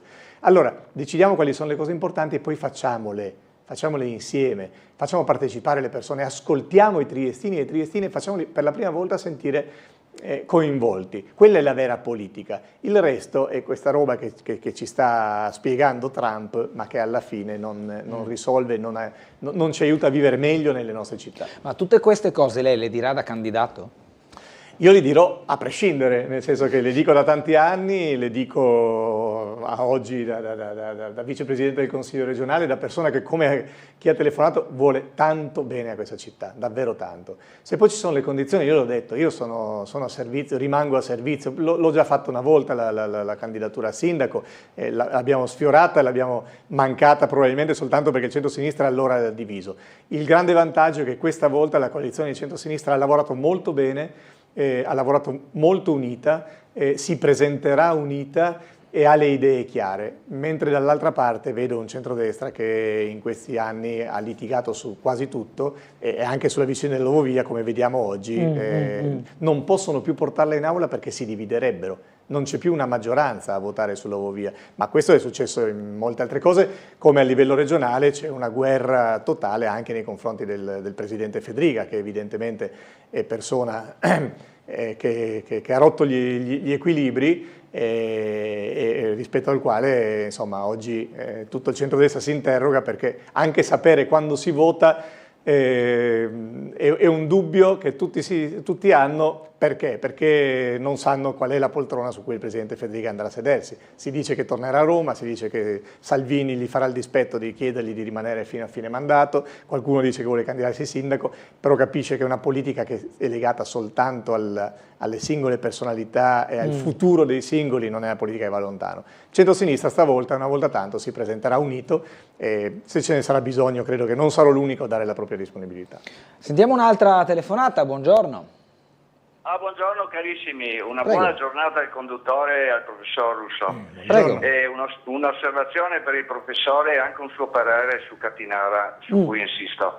Io dico personalmente che sarebbe interessante per la cittadinanza triestina a questo punto conoscere le iniziative, sempre che esistano, che ci siano, che la Regione si prepara ad adottare per procedere alla ripresa di questo benedetto cantiere, soprattutto prendendo atto della situazione finanziaria dell'attuale impresa.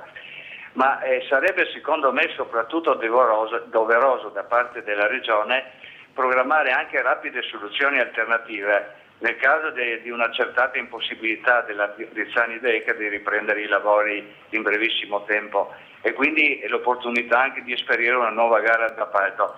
Ricordo a proposito che il codice dei lavori pubblici, per quanto sia molto complesso, io lo so perché ho dovuto studiarlo, prevede sempre soluzioni alternative a situazioni negative ed estreme come questa di Catinara, perché è una situazione estrema.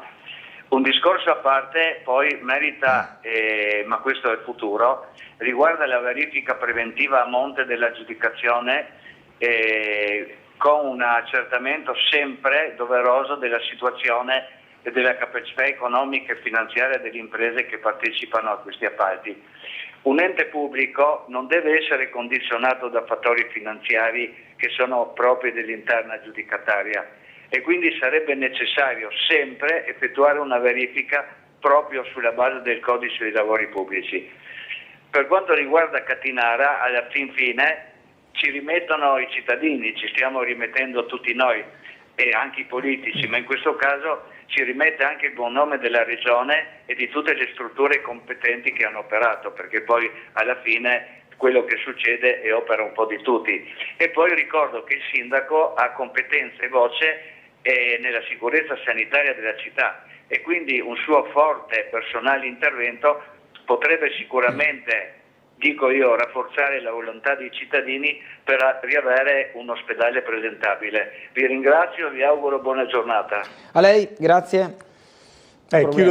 Parto da questo, è triste da dirlo, ma se noi andassimo a cercare quante dichiarazioni il sindaco di Piazza ha fatto sull'ospedale di Catinara, io credo che negli ultimi anni queste dichiarazioni siano zero. Quindi la responsabilità va cercata lì, ma soprattutto va cercata in regione, come veniva ricordato. Parlavamo prima di Fedriga. Guardi, in questi anni il presidente Fedriga è stato bravissimo a crescere anche nel suo consenso personale, però su Trieste secondo me ha alcune grandi responsabilità. Il primo ha dato manforte a quelli che volevano l'Ovovia e non ha mai fermato quell'opera come avrebbe potuto fare. Secondo, sta spendendo 150 milioni per portare gli uffici della Regione in Portovecchio, un'opera che non serve e che toglie spazi a cose più importanti. Però la cosa più importante, rispetto alla quale io gli chiedo e gli offro anche la disponibilità a dare una mano, l'ho fatto anche con l'assessore Riccardi, è occuparsi di Catinara. E chi sta a Catinara, chi lavora a Catinara, chi va a visitare un parente a Catinara o chi ha bisogno di quell'ospedale, da anni deve fare uno slalom tra dei cantieri inaccettabili. E la presa in giro è che da almeno un anno stiamo chiedendo, io l'ho fatto con più di qualche interrogazione in Consiglio regionale, stiamo chiedendo di sapere qual è il futuro di quell'ospedale, perché come è stato detto la ditta Rizzani Decker è sostanzialmente fallita, quindi non possono chiudere quei lavori. E ci viene risposto ogni volta che forse si sta sperando di lavorare per... La verità è che probabilmente non ci sarà la possibilità di trovare qualcuno che subentri in quell'opera, perché anche lì sono cresciuti i costi delle materie prime, il progetto è molto vecchio, però se è possibile ce lo dicano subito. Noi pretendiamo a questo punto, lo dico al Presidente Fedriga e all'assessore Riccardi, la città pretende di sapere qual è il futuro, perché se no viene il dubbio che si stia aspettando che finisca la legislatura e si scarichi la patata bollente su chi verrà dopo. E d'altra parte, e in questo condivido molto l'intervento che sul giornale ha fatto Arturo Governa, il coordinatore comunale di Azione, la città deve prepararsi a un piano B. L'ha detto anche chi ha telefonato. Dobbiamo farci trovare preparati, perché senza un ospedale tutto il sistema sociosanitario collassa. Noi rischiamo di trovarci senza la possibilità di curarci con gli standard a cui siamo sempre stati abituati. E guardate che questo non riguarda solo quello che succede a noi oggi, perché se andiamo su a Catinara sono talmente bravi quelli che lavorano che alla fine ci fanno dimenticare questa situazione di disastro generale. Però la verità è che, questo mi confessano i medici, è sempre più difficile attirare nuovi medici bravi, nuovi professionisti, perché alla fine venire a lavorare in quelle condizioni non è così invitante come andare altrove. Su questo io spero ci sia una mobilitazione. Non c'è destra o sinistra, sulla sanità non c'è destra o sinistra, anche se la destra a furia di privatizzare la sanità sta mandando in malora tante realtà come Catinara. Però dobbiamo, tutti quanti, triestini, farci sentire. Quello è un ospedale, e penso anche a quello che non si dice sul burlo, no? Perché quanti anni che è ferma anche la pratica del burlo. Ecco, su questo i cittadini si facciano sentire e spero davvero che la prossima campagna elettorale sia l'occasione per discuterne francamente e per chiedere conto a chi in questi anni ha fatto troppo poco. La responsabilità politica dell'ospedale, secondo lei, è avviare questo progetto? Perché poi di base, quando c'è il fallimento di una ditta o il subentro di una che non si trova, o se si trova non è forse idonea, è più un aspetto tecnico, no? Mi viene da pensare, Russo. L'aspetto politico è quello della trasparenza e non ci stanno dicendo cosa succede veramente a Catinara. Quindi manca il passaggio di informazioni. Non lo so io che sono il vicepresidente del Consiglio regionale, dovrei avere la competenza diretta come consigliere regionale. Non me lo dicono, non lo dicono alla stampa, non lo dicono ai cittadini. Allora, la prima responsabilità è quella, diteci a che punto ci sono davvero delle aziende che hanno la possibilità tecnica di subentrare in un appalto che è difficilissimo, io non nego che sia difficile, non dico che è tutta colpa di chi sta governando, però devono raccontarci la verità. E poi la responsabilità politica è anche avere un piano B, bisogna sempre avere un piano B. E se non c'è quella possibilità dobbiamo capire come nel sistema regionale ci riattrezziamo, perché Trieste e questo territorio, penso a Trieste, Gorizia, Asugi, decidiamo dove, abbia un ospedale di grande qualità con gli standard più moderni. Le leggo un paio di mail, una dice: volevo esternare al senatore Russo i miei più vivi complimenti, è riuscito a bloccare la realizzazione della cabinovia insinuando che sia la volontà dei triestini. L'imperativo categorico era ed è bloccare qualsiasi iniziativa del centrodestra onde evitare un successo di quest'ultima. Come risponde? Ma rispondo che ci sono tanti sondaggi che hanno detto che il 70% dei triestini sono contrari. Ci sono state migliaia e migliaia di persone in piazza, raccolte di firme che in pochissime ore hanno raccolto migliaia di cittadini. Ci sono state perfino raccolte di fondi, che è una cosa difficilissima, no? per aiutare dal punto di vista giuridico il comitato Nuovo Via.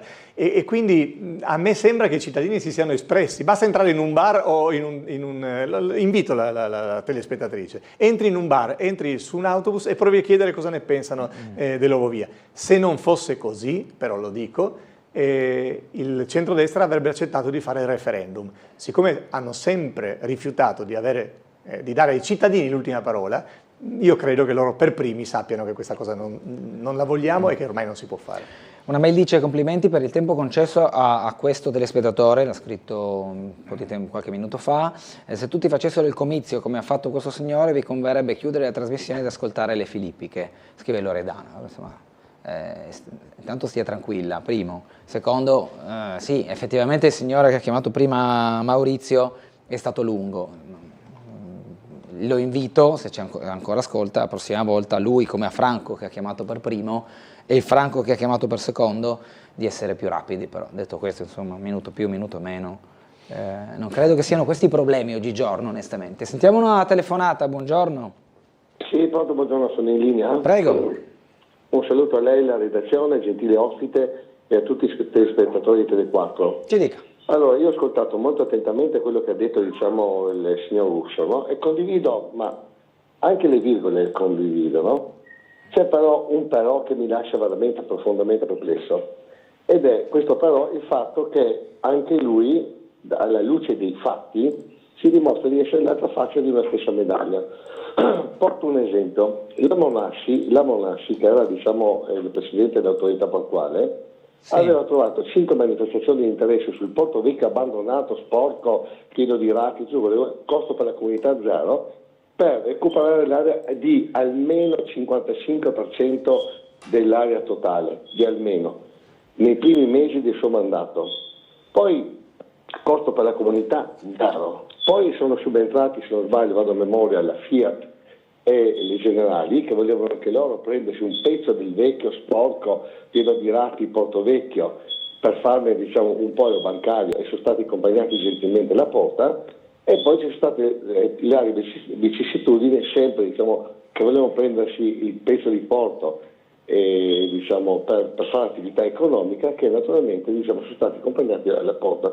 Il punto è che adesso noi insistiamo sul Porto Vecchio, diciamo, c'è stata il furto alla città del Porto Vecchio, e adesso c'è la ricettazione di quello che è stato rubato a livelli immobiliari, ma anche lei, Russo, ha fatto di palo, perché voglio ricordare che la legge sulla dismanerazione del porto è stata sua, e questo è quello che, diciamo, che fa la quadratura del cerchio, è stata sua. E poi cosa mi fa? Mi invento una diciamo, lista che si chiama Porto Franco, Porto Vecchio, Punto Franco, che lascia pensare chissà che, ma nella realtà dei fatti è solo che fuffa.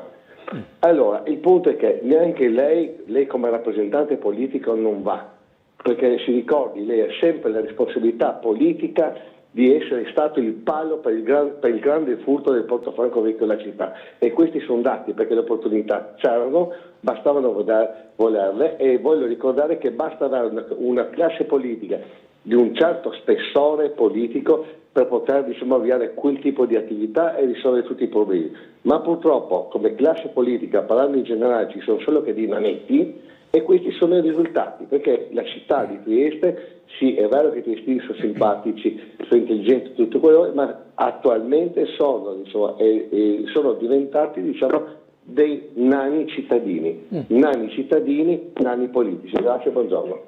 Oggi i complimenti si sprecano, devo dire. Ma questo è un simpatizzante del TLT. A proposito di quelli che chiacchierano molto, ma giustamente, insomma, questo è uno spazio aperto ed è anche il motivo per cui vengo volentieri. Io rispondo in maniera molto secca a chi ha telefonato, proprio ricordando la legge che ha sdemanializzato Porto Vecchio. Altri hanno chiacchierato per 40 anni su Porto Vecchio. Se c'è un atto che ha liberato quell'area, che l'ha restituita alla città, che ha liberato i punti franchi, quello sono io, e quell'atto è la legge che io ho fatto approvare al Senato. E lo dico perché quella legge non soltanto ha permesso di fare cose in Porto Vecchio, certo non quelle che vogliono fare oggi, certo non nella speculazione edilizia, ma oggi in Porto Vecchio si potrebbe fare tanto di più, si potrebbero portare imprese innovative, si potrebbero portare centri di ricerca, si potrebbero portare giovani ricercatori, studenti, ingegneri e professionisti a lavorare e a ripopolare questa città che negli anni non riesce a offrire neanche ai suoi figli migliori le opportunità di lavoro che ha. E quello è possibile grazie a quella legge, sarebbe possibile, certo, non la proposta di Di Piazza, non la proposta di Federica che vuole mettere degli uffici lì, non la proposta di Di Piazza che vuole svendere a chi vuole soltanto costruire case da 10.000 euro al metro quadro, no, è trasformare Porto Vecchio in una vocazione che non è più quella portuale perché le navi non possono arrivare più in Porto Vecchio, ma una nuova vocazione, certo, anche produttiva, con il vantaggio, e questo è stata citata la dottoressa Monassi, su cui io ho detto molto già in passato, ma io voglio citare piuttosto Zeno D'Agostino, che credo sia riconosciuto come il miglior presidente dell'autorità portuale che questo territorio abbia avuto da molti anni. E Zeno D'Agostino riconosceva al sottoscritto che la mia legge aveva permesso di attivare nella parte nuova del porto quelle zone frieste, quelle zone no tax area, in cui oggi è possibile utilizzare i punti franchi. Quello è il futuro. Si può fare di più? Assolutamente sì. È per quello che abbiamo bisogno di una classe dirigente nuova in questa città e certamente Porto Vecchio non può essere il poco che abbiamo visto in questi anni. Ci sono grandi opportunità, però anche in questo mi dispiace, ma la differenza tra quelli che ci sono stati e chi ha veramente provato a fare le cose, in questo caso si vede tutta. Ancora tempo per un'altra telefonata, poi dovremo andare verso la pubblicità. Buongiorno. Sì, un buongiorno a voi. Ecco, la frase che lei ha detto prima, che non riesce a vedere le carte, mi pare una grossa assurdità. Ma una grossa assurdità, come un consigliere regionale che non può andare a vedere le carte di cosa succede, non so, su in ospedale, infatti al tram di Officina. Il tram di Officina per anni siamo andati avanti senza che nessuno sapesse niente. E oggi come oggi torniamo, il cittadino non sa niente di cosa succede al tram di Officina, non si sa, proprio non si sa. Ecco, ma dico, voi dell'opposizione dovete darvi da fare se volete prendere i voti, ma ogni volta che io sento qualcuno non si sa niente, non sappiamo niente, ma dico, andate a informarvi.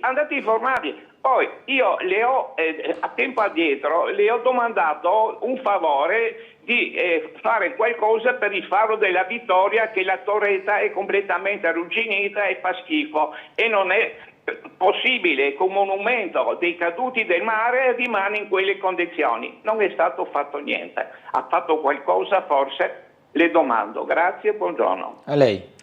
Guarda, io se posso chiederò il numero di telefono di questa persona, oppure chiederò che gli venga dato il mio numero, perché avrei piacere che venga un giorno a prendere il caffè anche in Consiglio regionale e gli mostrerò e gli spiegherò.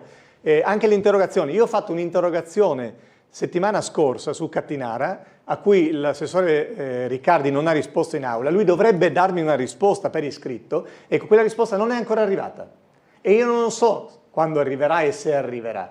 E ci sono molti cosiddetti accessi agli atti rispetto ai quali c'è ostruzionismo, lo vogliamo dire con molta trasparenza, per cui non è vero, sembra impossibile, ma quando si diceva prima, qualcuno pensa invece di governare, di comandare, bene, se chi è al governo pensa di comandare, questo è uno dei modi in cui cerca di non far toccare palla all'opposizione. Io sul tram di Opcina credo di aver detto molte cose e anche fatte delle cose, anche cose che non mi piacciono, atti dimostrativi. Quante volte Tele4 è venuto perché festeggiavamo il compleanno del sindaco, no? Ricordandogli che lui aveva promesso di festeggiarlo facendo partire il tram e il tram drammaticamente non era ancora partito. Ma la verità è che non le raccontano. Quando dicevo che non c'è trasparenza, dicevo probabilmente il motivo per cui molti triestini, non soltanto triestini, oggi si stanno allontanando dalla politica. Ecco, la mia idea è diversa. La mia idea è venite, vedete, costruiamo insieme i progetti,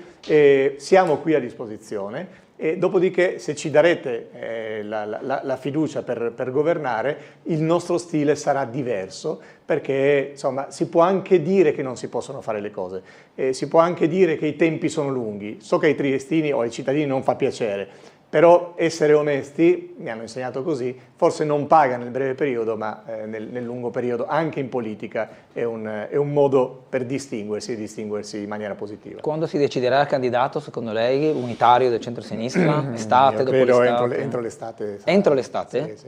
Ok, bene, ci riaggiorneremo. Grazie consigliere Grazie Russo. a voi. Buona giornata, buon lavoro, a presto. Altrettanto. Ci fermiamo per la pubblicità, tra poco il dottor Dino Cafagna.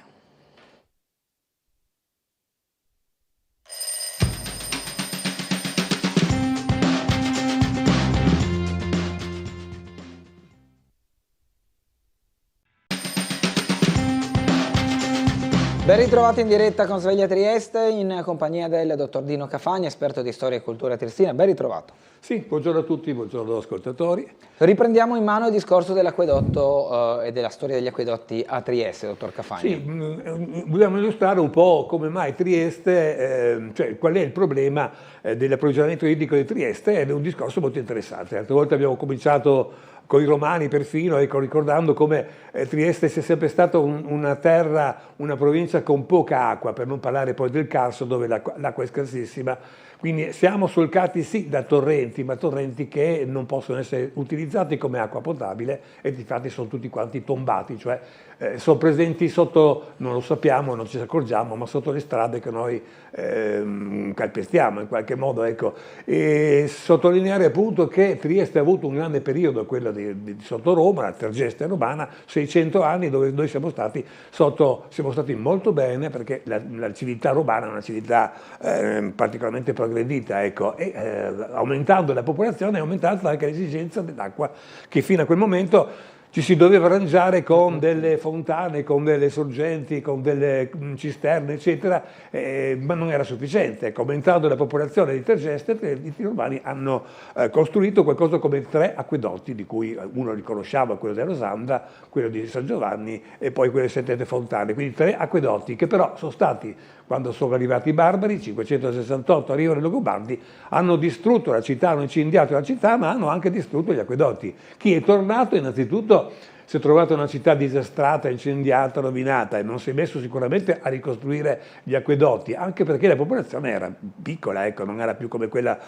della Tergeste romana. E quindi si è tornati per qualcosa come 1000 anni e più, praticamente dal 500, abbiamo detto 68, fino al 1719 con il Portofranco, per più di 1000 anni. La popolazione, innanzitutto, la popolazione triestina è rimasta sempre limitata attorno a 5-7 mila persone, quindi ha vivacchiato, se vogliamo, e non c'era necessità di un acquedotto perché sufficiente erano appunto le fontane, le sorgenti, le cisterne e così via.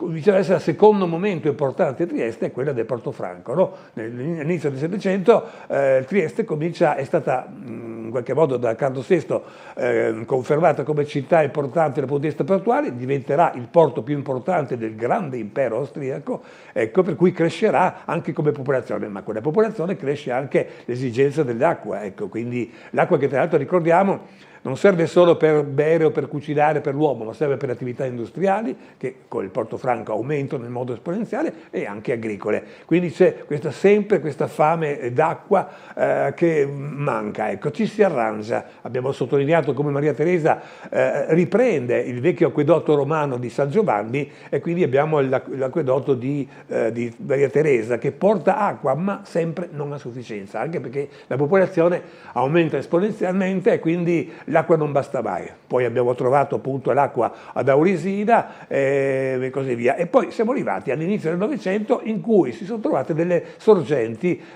vicino al Timavo, sorgenti che erano talmente importanti che si è costruito appunto l'acquedotto di Randazzo. Tra l'altro qua abbiamo la figura di Randazzo per spiegarci perché hanno messo questo nome, no? Ne abbiamo accennato l'altra volta. Randazzo era un capitano italiano che, visto che la situazione a livello così della guerra appunto trovava uno sbarramento tra l'Austria e l'Italia, lui ha cercato in qualche modo di superare questo impasse, questo blocco, in qualche modo raggiungendo il nemico alle spalle, ma purtroppo morì in questa sorta di attraversamento, ecco, e fu ucciso. È uno dei tanti che sono morti, ecco, quindi perché Randazzo di medaglie d'oro Trieste ne ha tante, abbiamo intitolato vie, abbiamo intitolato scuole, eccetera. Questa è un'altra medaglia d'oro e a lui però abbiamo dato una più importanza. Questo perché lui era amico di Dal D'Annunzio, il quale quando è morto ha voluto esaltare questa figura dell'eroe, vediamo poi la prossima, che era appunto questo capitano 31enne che è diventato quindi un eroe particolare. Se noi andiamo dove troviamo i lupi di Toscana, ecco, vediamo a destra quella sorta di cippo, che è il cippo che ricorda il luogo in qualche modo, ecco, lui è stato ucciso in questa area del Randazzo, ecco, a ricordare questo personaggio dal punto di vista eroico importante, ecco. Io aggiungo non più importante degli altri, insomma, sicuramente è un eroe che è morto in guerra e qualche volta, ecco, però a lui si è dato un onore maggiore, tanto è vero che appunto il nuovo acquedotto è stato intitolato a lui. Il nuovo acquedotto nasce dal fatto che sono trovate delle sorgenti nuove, sorgenti d'acqua nuove che si chiamano sorgenti Sardos, che sono molto vicine al Timavo, quindi si potrebbe pensare che sia in qualche modo un travaso del Timavo in queste falde del Sardos, e invece no, sono due entità diverse. Il Sardos è proprio una sorgente autonoma e quindi una sorgente pura, una sorgente pulita, una sorgente in qualche modo da utilizzarsi come dal punto di vista d'acqua potabile. E quindi qui viene costruito questa grande struttura che è l'acquedotto del Randazzo, che pesca soprattutto su queste. Vediamo poi la prossima, quindi ricordiamoci questa storia. Una piccola curiosità: i due lupi di Toscana non sono gli originali, perché gli originali della Prima Guerra Mondiale sono stati distrutti dai tedeschi quando erano in fuga nel 1945. Queste sono delle copie che sono state messe. Queste anche hanno avuto una vicenda particolare, cioè quella che sono state rubate perché si aveva bisogno appunto del materiale, del metallo da fondere, ma poi grazie a Dio sono stati ritrovati e sono stati risaldati. A parte questo, quando entriamo dentro, ecco, adesso vi porto a vedere un po' questo acquedotto del Randazzo come è fatto. Ovviamente è chiuso per più, ma qualche volta lo aprono per i curiosi, per i visitatori. Ecco, una cosa che colpisce è questa vasca. Dico, cosa c'è questa vasca? Ci dicono come. I romani sapevano che l'acqua fosse buona, che fosse pulita, che fosse potabile, ecco. A parte certi aspetti fisici, no? Un'acqua torbida ovviamente non è potabile, un'acqua calda non è potabile, ma soprattutto loro usavano i pesci, ecco. Questa è una vasca banalissima con dei pesci che, se i pesci vivono tranquilli, se vivono bene, vuol dire che quest'acqua è un'acqua limpida, un'acqua non infetta, un'acqua buona, ecco. È una curiosità che abbiamo visto. Vediamo pure avanti. Un'altra grande curiosità è questa, la presenza scavando in quella zona, non siamo ancora entrati dentro all'acquedotto del Randazzo, ma sempre nella zona si è scoperta questa villa romana, un reperto interessante, non solo perché è una villa romana, in verità se avremo tempo vedremo che le ville romane, che Roma non è stata solo a Trieste, a Tergeste, no? Dove troviamo le mura, dove troviamo il teatro, dove troviamo la basilica civile, eccetera, che noi conosciamo, ma non solo a Trieste, i romani sono stati lungo tutta la costa, cioè da Sistiana fino a Muggia. Abbiamo trovato delle ville, ovviamente abbiamo trovato quel che resta della ville, abbiamo trovato dei porticcioli, dei moli, ecco, numerosi, alcuni per citare il Cedas per esempio. Cedas è un porto che ha un'origine romana, cioè vecchio di 2000 anni fa, poi è stato riattivato, ristrutturato nell'Ottocento come lo vediamo noi, insomma, però ecco, abbiamo delle romanità. Ecco, questo è importante, primo secolo d.C., perché ci racconta alcune cose. Ecco. Innanzitutto guardiamo un po' la struttura fatta di più elementi, di più stanze, ecco, è vissuto, è durato anche parecchi secoli, 2 o 3 secoli, quindi ha cambiato, se vogliamo, anche utilizzo. Inizialmente era una villa dominicale, una villa di qualche imprenditore che accanto alla sua casa, ai suoi locali, che sono pavimentati con che sono molto ben rappresentati con dei mosaici, ecco, abbiamo anche dei semplici locali di magazzino, quindi era una villa con dei magazzini. Poi nel tempo è stato trasformato in una magione, che significa un po' una sorta di albergo. Vediamo la prossima, se mi ricordo bene. Beh, questo per dimostrare come ci siano dei affascinanti, diremo così, pavimenti che ricordano la grandezza e la ricchezza di questo personaggio, in qualche modo, questi pavimenti musivi molto elaborati, un po' trascurati. Tra l'altro, come curiosità, qui sono alcune falde d'acqua, per cui questa zona è sempre piena d'acqua, per sottolineare appunto la presenza. Vediamo la prossima ancora, ne abbiamo citato l'altra parte. Noi abbiamo una carta molto importante che è del 1000 d.C., ma in verità è una carta che copia una carta romana del I secolo, quindi praticamente quello che noi vediamo in questa grande rappresentazione di strade romane, si chiama appunto, diciamo così, che racconta come erano le strade, soprattutto militari, sotto Roma, ed è di un interesse notevole. Ecco. In questo caso vediamo a sinistra, vediamo l'Aquileia. Aquileia era una città molto grande sotto Roma, ecco, pensate 200.000 abitanti, Trieste ne aveva 12.000, 200.000 abitanti, quindi Aquileia era la città più importante, potremmo quasi chiamarla la Roma del nord-est, perché era il punto fulcro più importante dal punto di vista economico, religioso e soprattutto militare. Ecco. Un'altra cosa importante da ricordare è come i romani fossero grandi nel costruire delle strade. Le loro strade erano innanzitutto ben fatte, funzionali, ma ovunque. Questo permetteva sia un maggior controllo militare, ecco, se succedeva una ribellione, queste strade facevano sì che i legionari in poco tempo, con delle marce forzate, circa 30 km al giorno, riuscivano ad arrivare a un punto e sedare la rivolta. Ecco. Ma anche dal punto di vista economico, più strade ci sono, più comodi sono, più c'è questa diffusione dell'economia. Comunque qui vediamo questa carta che è molto interessante, che unisce Aquileia a Trieste a destra. In mezzo noi troviamo proprio questa sorta di villa che abbiamo detto prima, che è una magione, che è una specie di albergo, se vogliamo, perché inizialmente questa strada serviva per la posta, per esempio. Ecco, cioè la posta si portava a cavallo, ovviamente, quindi dopo tot chilometri queste persone erano esauste, come anche il cavallo, quindi avevano bisogno dopo tot chilometri, normalmente dopo 30, di qualche piccolo ambiente di ristoro, che poteva essere semplicemente delle stanze, ma una stalla e dell'acqua soprattutto. Qui troviamo perfino un albergo dove c'era di tutto, vedremo che ci sono perfino le terme, c'era ovviamente spazio anche per i cavalli che dovevano mangiare e riposare, ma soprattutto l'elemento più importante è l'acqua, ecco, perché non solo siamo vicini al Timavo, non solo abbiamo le fonti, le sorgenti che abbiamo detto prima, ma era un'acqua potabile. Dopo questa zona c'era Trieste e il Carso, una zona praticamente priva d'acqua, ecco, quindi era una tappa fondamentale per chi doveva viaggiare verso est per foraggiarsi soprattutto d'acqua, ecco, essenzialmente, quindi era molto importante. Quindi è una bellissima rappresentazione che ci ricorda come questa magione, che abbiamo visto poi distrutta, fosse un albergo sia per i militari, anche inizialmente, ma poi anche e soprattutto per i commercianti che veniva. Quindi è un pezzo di storia molto importante questo, perché è una fotografia di Roma del I secolo d.C., o meglio della nostra zona. Vediamo la zona dell'Adriatico, vediamo il Timavo, eccetera, eccetera. Vediamo pure la prossima. Dobbiamo dare pubblicità, dottor Cafagna. Sì, certo, brevemente, certo. Qualche minuto di interruzione, torneremo tra poco.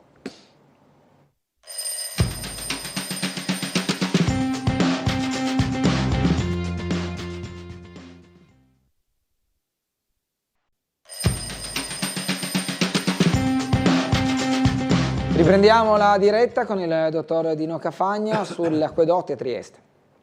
Sì, niente, questa fotografia sottolinea una cosa importante, abbiamo detto prima come i romani fossero stati grandi nel costruire delle strade, ecco, e una di queste strade è quella strada che da Aquileia passava a Trieste e poi tutte le altre città, si chiamava un po' la strada la Gemina, che potremmo definirla come una sorta di autostrada, talmente bella, talmente ampia, eccetera. Di queste strade romane noi abbiamo ancora alcuni segni, ecco. Se voi guardate questa fotografia, voi vedete i solchi che i carri romani facevano passando per anni e anni, per decine d'anni davanti, creavano dei solchi nel terreno, soprattutto nella pietra calcarea, ecco. Quindi nella zona di San Giovanni in Tuba si possono vedere dei pezzi di questa strada collegabile così alla strada Gemina, ecco, dove i carri 2000 anni fa, quindi noi abbiamo segni delle strade, delle funzionalità dei carri romani di 2000 anni fa, ecco. Vediamo un po' avanti. Vabbè, quindi parliamo, a questo punto siamo entrati dentro questo è semplicemente la sorgente Sardos che dà acqua.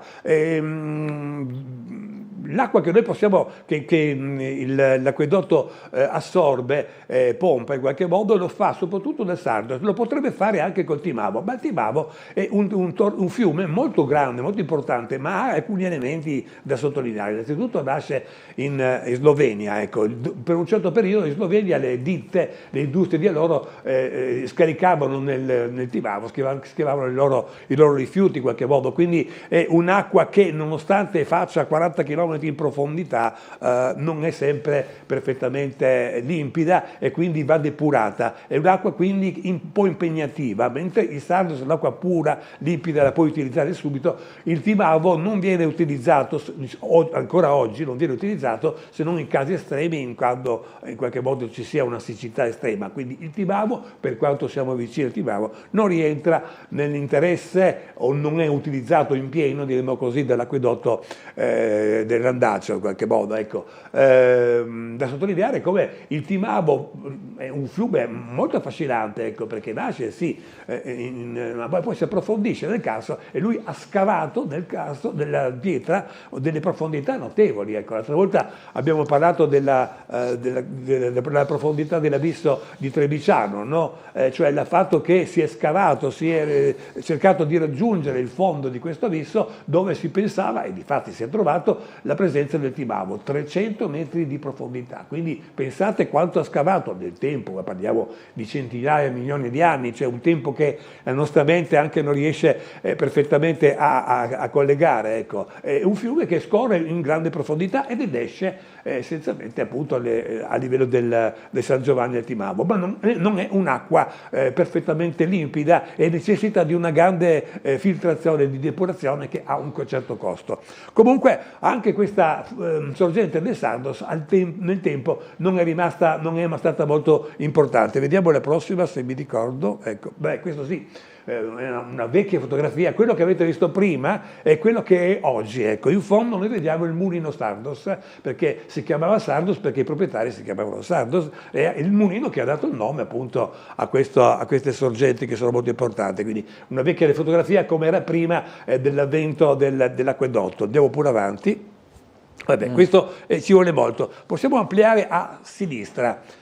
Ecco, nel tempo però si è visto che ci sono a poca distanza, a sinistra del fiume Isonzo, ci sono delle polle profonde, delle falde profonde che derivano sempre dall'Isonzo, ma che attraversando le pietre, attraversando la ghiaia, attraversando la sabbia, vengono depurate. E vediamo, possiamo sollevarlo un po', che i pozzi che sono in questa zona, soprattutto a San Pier di Isonzo, ci sono qualcosa come 13 pozzi che assorbono grandi quantità d'acqua, no, vorrei dire sempre a sinistra, ma giù, sì. Che vediamo la profondità, ecco, perfetto. Vediamo come questi pozzi arrivano a qualcosa come 100, 150, 200 metri.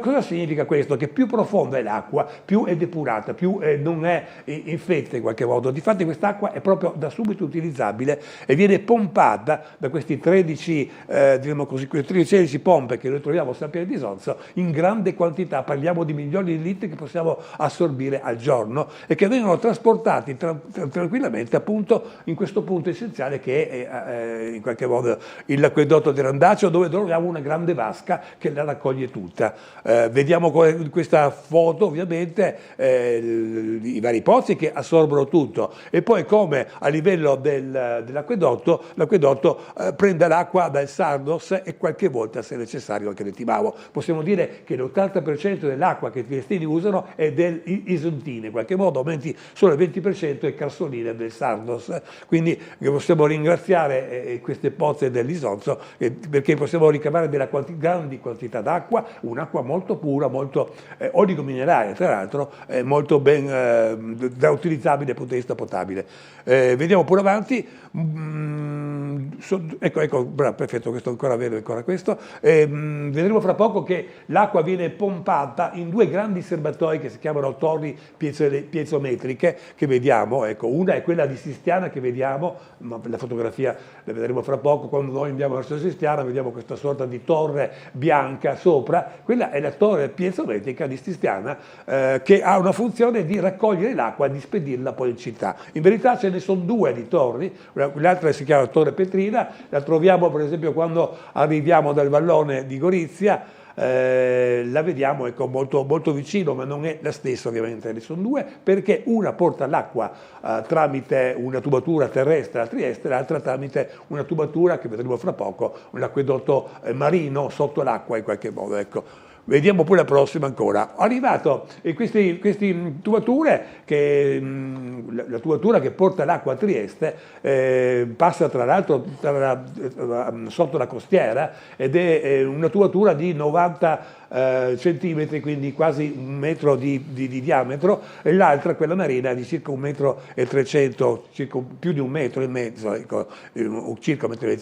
E quando l'acqua arriva, queste due tubature si arrivano grosso modo a livello di Varcola, a livello soprattutto di inizio un po' di Varcola Greta, e qui come vediamo la cosa diventa più complessa perché quest'acqua deve essere distribuita in tutti i rioni in qualche modo, ecco, quindi la situazione è un po' complessa, non andremo a andare così per pezzo, ma ricordiamoci che ovviamente i rioni possono essere bassi, ma possono essere collegati su un colle come quello di Montuzza, come quello di Montebello, per non parlare poi dell'acqua che deve arrivare a Opicina e sul Carso. Ecco, anche qui una delle principali tappe è il serbatoio di Greta, dove non solo viene assorbita l'acqua, che viene aspirata l'acqua dal Grandaccio, ecco, ma poi con una pompa viene spedito ad Opicina, perché Opicina è troppo alta e l'acqua non ci arriva, e da lì ovviamente a tutto il Carso. Quindi ci sono numerose altre strutture che riescono a portare l'acqua dappertutto, un enorme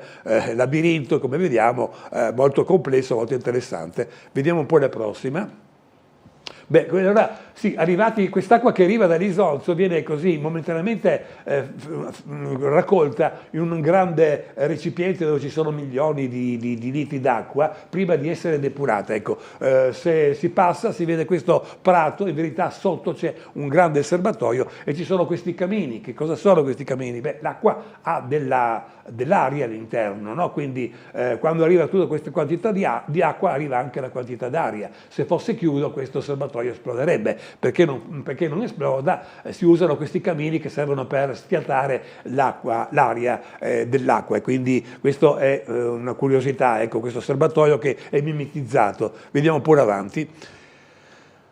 Ecco, da qui l'acqua che arriva deve essere depurata in qualche modo, ecco, e si usano, questa è la zona dove viene depurata. Vediamo questi grandi recipienti, quello che vediamo al fondo di questa sorta di pentola è la sabbia, ecco. Qui si fa praticamente una filtrazione che in natura l'abbiamo vista prima, ecco, cioè le falde dell'Isonzo sono pure, sono diremo così filtrate in qualche modo, ecco, dalla sabbia, del terriccio in qualche modo, ecco, che filtra. Qui non facciamo altro che usare la stessa sabbia e permettere, quindi qui dobbiamo immaginare che queste pale girino, che ci sia una specie di mestolo che mescolano in qualche modo questa sabbia, ma alla fine la sabbia ha la funzione di filtrare le sostanze, le piccole sostanze che possono interferire, e dar luogo appunto a un'acqua bella limpida. Vediamo la prossima. Ovviamente c'è un rumore incredibile. Beh, qua si vede un po' meglio anche i mestoli fra famosi, abbiamo detto prima, no?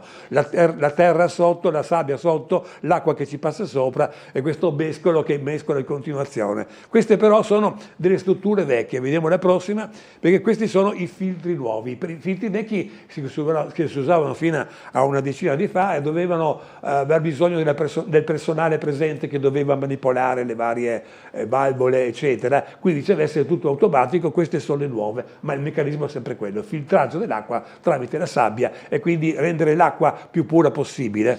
Vediamo. Pubblicità, l'ultima di questa mattinata, ancora un'interruzione e torneremo per poi concludere alle 10.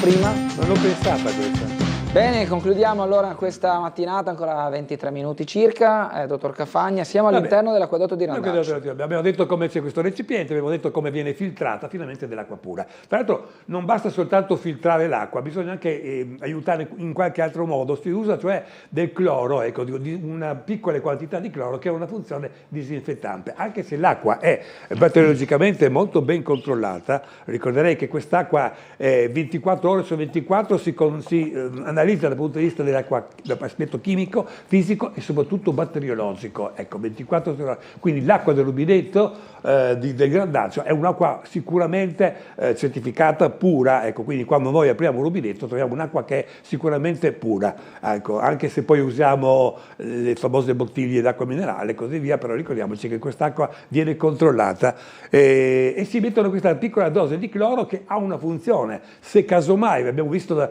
in quella diapositiva dove queste tubature arrivano in tutti i rioni, in tutte le parti, c'è una piccola un inizio di infezione, con questo cloro ha una funzione antibatterica, cioè di tenere sempre pulita anche a distanza. Qui parliamo di chilometri di lontananza dall'acquedotto del Randaccio e così via. Abbiamo detto appunto che viene filtrata e dopo arriviamo nella sala del pompaggio. L'acqua deve essere pompata, deve essere assorbita innanzitutto da questo recipiente e viene pompata. Ecco, qui abbiamo la sala delle pompe che pomperà dove? Pomperà su quella che abbiamo visto prima, la torre piezoelettrica.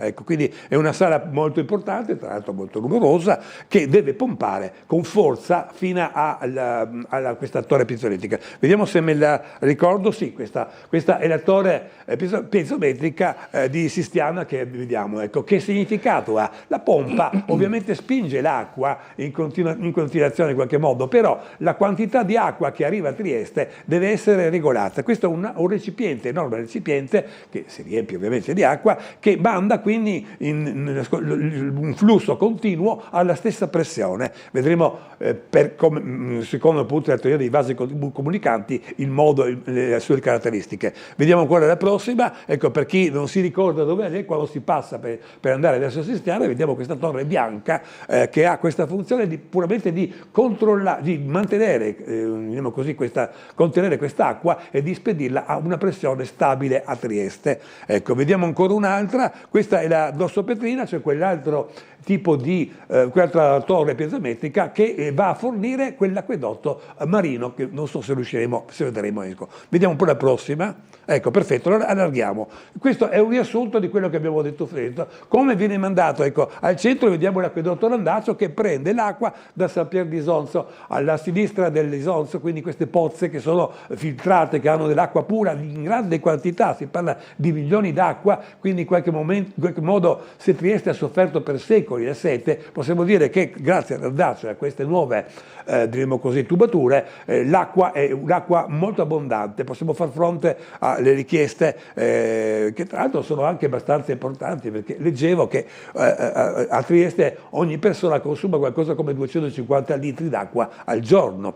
Come vediamo, quindi l'acqua che noi prendiamo dell'80%, abbiamo detto, dall'acqua dell'Isonzo, il 20% dal Sardos, e qui vediamo che il Randaccio pompa a due grosso modo due grosse vie, quella che porta con una tubatura di 90 centimetri, quasi 1 metro, l'acqua sotto la strada costiera e che arriva a Trieste grosso modo a livello di Greta. L'altra viceversa una tubatura che dal villaggio del pescatore, passando sempre però da quell'altro tipo di torre piezometrica, arriva sottotacqua, una tubatura molto grande, 1,30 metri, ecco, che porta l'acqua. È molto importante averne due per il semplice fatto, che questo è intuibile, che se la tubatura per esempio che passa per Barcola, quella che vediamo per terra, si rompe, si scoppia, viene in qualche modo uno smottamento, viene bloccata in qualche modo, Trieste resterebbe senza acqua. Averne due, quella dell'acquedotto marino, che è stato comunque completato nel 1975,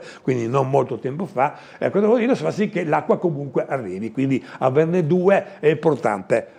Aggiungo subito che è già in progetto di farne una terza, ma vedremo dopo. Ecco. Quindi arriva a Trieste e qui, come abbiamo visto, a Trieste si sparge dappertutto. Una delle più importanti è appunto quella di Greta, che ha questo serbatoio e queste pompe che spediscono a Opicina, e Opicina ha tutto il Carso, quindi è una situazione molto complessa. Ecco, vediamo comunque queste due strutture molto importanti, perché due ovviamente è meglio di una. Vediamo la prossima.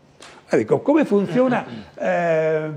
Sarebbe un problema molto grosso se ogni chilometro avremo delle pompe che pompano l'acqua fino ad arrivare a Trieste, perché tra l'acquedotto di Landaccio e Trieste ci sono qualcosa come 20 chilometri. Ecco. Si sfrutta la gravità, si sfrutta quello che vediamo qui, la teoria dei vasi comunicanti. A sinistra noi possiamo immaginare la torre piezometrica che viene riempita d'acqua, poi tutte queste contenitori che sono collegati da una tubatura, vediamo, ecco, per gravità raggiungono la stessa altezza della torre piezometrica che vediamo a sinistra, quindi possiamo immaginare una casa, un palazzo, una torre, un grattacielo, ecco, per gravità. Quindi è molto importante, perché significa senza spendere tante energie, senza spendere energia elettrica, senza costi eccessivi, semplicemente la torre piezometrica, che deve essere costruita molto alta, porta l'acqua per gravità a tutte le strutture. Vediamo la prossima. Questa è un po' più visibile. A sinistra abbiamo la torre piezometrica, vediamo come può, grazie a quel meccanismo di vasi comunicanti che sfrutta semplicemente la gravità, senza quindi grandi dispendi di energia, si arriva a portare in qualche modo l'acqua nelle case, nei palazzi. Ovviamente sulla collina no, sulla collina dobbiamo pensare altro come portarla, cioè abbiamo le pompe, come avevo visto prima, che in certi momenti si attivano per portare acqua nei posti anche più alti, non so, abbiamo il Colle di Montuzza, abbiamo Montebello, eccetera, e Opicina e Carso in definitiva. Ecco. Nella prossima, riassuntiva, ecco, carina questa, si può ingrandire? Come no? Che vediamo come a sinistra abbiamo appunto l'acquedotto dell'Andaccio e abbiamo l'importante... abbiamo difficoltà? Sì? Non me la fa ingrandire. Che strano, vabbè, si vede lo stesso, no? L'acqua che viene dall'Andaccio viene pompata all'interno della torre piezometrica, la torre piezometrica però la torre piezometrica porta l'acqua, lo fa niente, se non si può. Ecco qua. Ecco. La torre piezometrica porta l'acqua, ma vediamo un po' che quel grattacielo a destra, l'acqua arriva soltanto a livello della torre piezometrica, l'ultima parte, quella in giallo, non arriva. Ecco, a sottolineare come la torre piezometrica è fondamentale per portare l'acqua tramite la gravità nelle varie strutture, però ovviamente devono essere grosso modo all'altezza, per i vasi comunicanti che abbiamo visto prima, della torre piezometrica. Quindi è un riassuntino carino, come vi dice, che tutto viene coperto, basta che sia a livello della torre piezometrica. Ma andiamo pure avanti allora.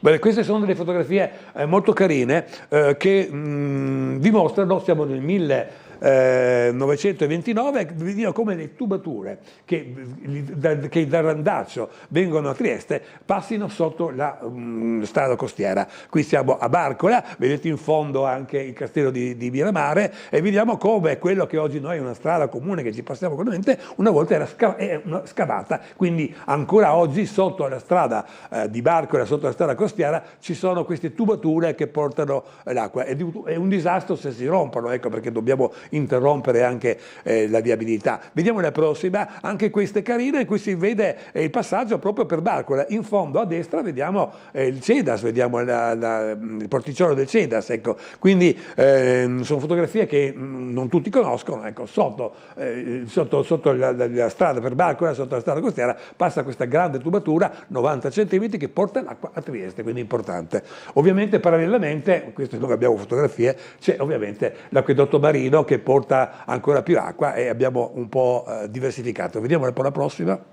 Beh, questa è una fotografia molto carina anche questa, è durata poco, per cui è una fotografia unica in qualche modo. Quando nel 1929 arriva l'acquedotto di Randazzo, ovviamente arriva l'acqua, finalmente Trieste viene dissetata, la possiamo usare non solo per scopi personali ma anche per l'industria, per l'agricoltura, eccetera. E si è voluto in qualche modo, in modo un po' roboante, mostrare in Piazza Unità, con delle tubature, ovviamente posticce, semplici tubature, l'acqua del Randazzo che è arrivata con questa grande fontana, quindi è una fotografia molto simpatica. Ecco, 1929 arriva l'acqua del Randazzo e viene mostrata questa fontana fatta sul momento, ovviamente, e la gente che ovviamente applaude o è contenta di questa grande innovazione. Vediamo la prossima ancora. Vabbè, abbiamo detto che c'è in programma un fattore molto importante, la terza via del Randazzo, ecco, quella blu, e sappiamo quindi essere l'acquedotto marino, quella diremo così arancione è l'acquedotto terrestre che abbiamo parlato prima, e c'è in programma di fare un acquedotto del Carso, ecco, quella rosso, ecco, che passa praticamente per Opicina, Prosecco, Santa Croce, Aulisina, eccetera, che porterà più acqua ancora, e quindi è una terza via. Se le altre si fermano, se le altre vengono distrutte, se le altre si rompono, avremmo una terza via che porta soprattutto l'acquedotto. Quindi è un futuro imminente, tra l'altro, che è molto interessante, perché porterà, e arriverà anche questa, arriverà a Opicina, quindi in qualche modo possiamo definirla l'acquedotto del Carso, ecco, che portare acqua in una zona che sappiamo è un po' difficile. Vediamo un po' la prossima.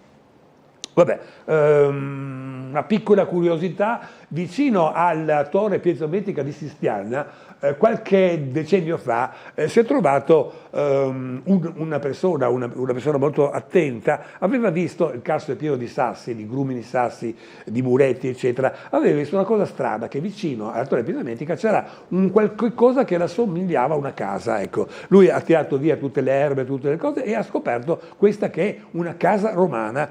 Cosa c'è di particolare? Innanzitutto gli storici, gli archeologi danno una data del I secolo a.C. Tutto quello che noi vediamo, le varie ville che vediamo, insomma, ecco, state scoperte, sono del I secolo d.C. Questa è del I secolo I.C., quindi è una casa romana molto antica, forse la più antica, e più sul Carso, perché normalmente le ville romane venivano fatte sul mare in qualche modo, ecco. Quindi è una scoperta molto interessante. In verità poi, non avendo trovato né statue né pavimenti abusivi, è stata un po' abbandonata. Adesso di nuovo ci sono, diremo così, gli alberi, le siepi che si stanno costruendo. Ma comunque è una curiosità interessante, una casa romana di 2000 anni fa presente. Si suppone che, essendo lontano dal mare, non avesse niente a che fare con i traffici marittimi, ma viceversa con le cave di pietra, che in quella zona, sappiamo, da Aulisina ci sono la cava romana, cave di pietra, quindi con la vendita, diremo così, con la raccolta e la vendita di pietre. Vediamo la prossima ancora.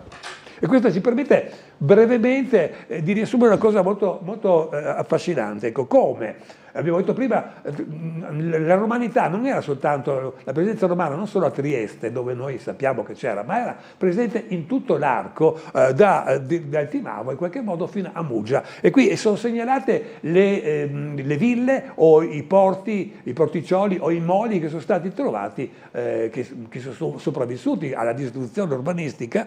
Ecco, la troviamo un po' dappertutto. Cosa va detto? Ecco, è molto affascinante questo.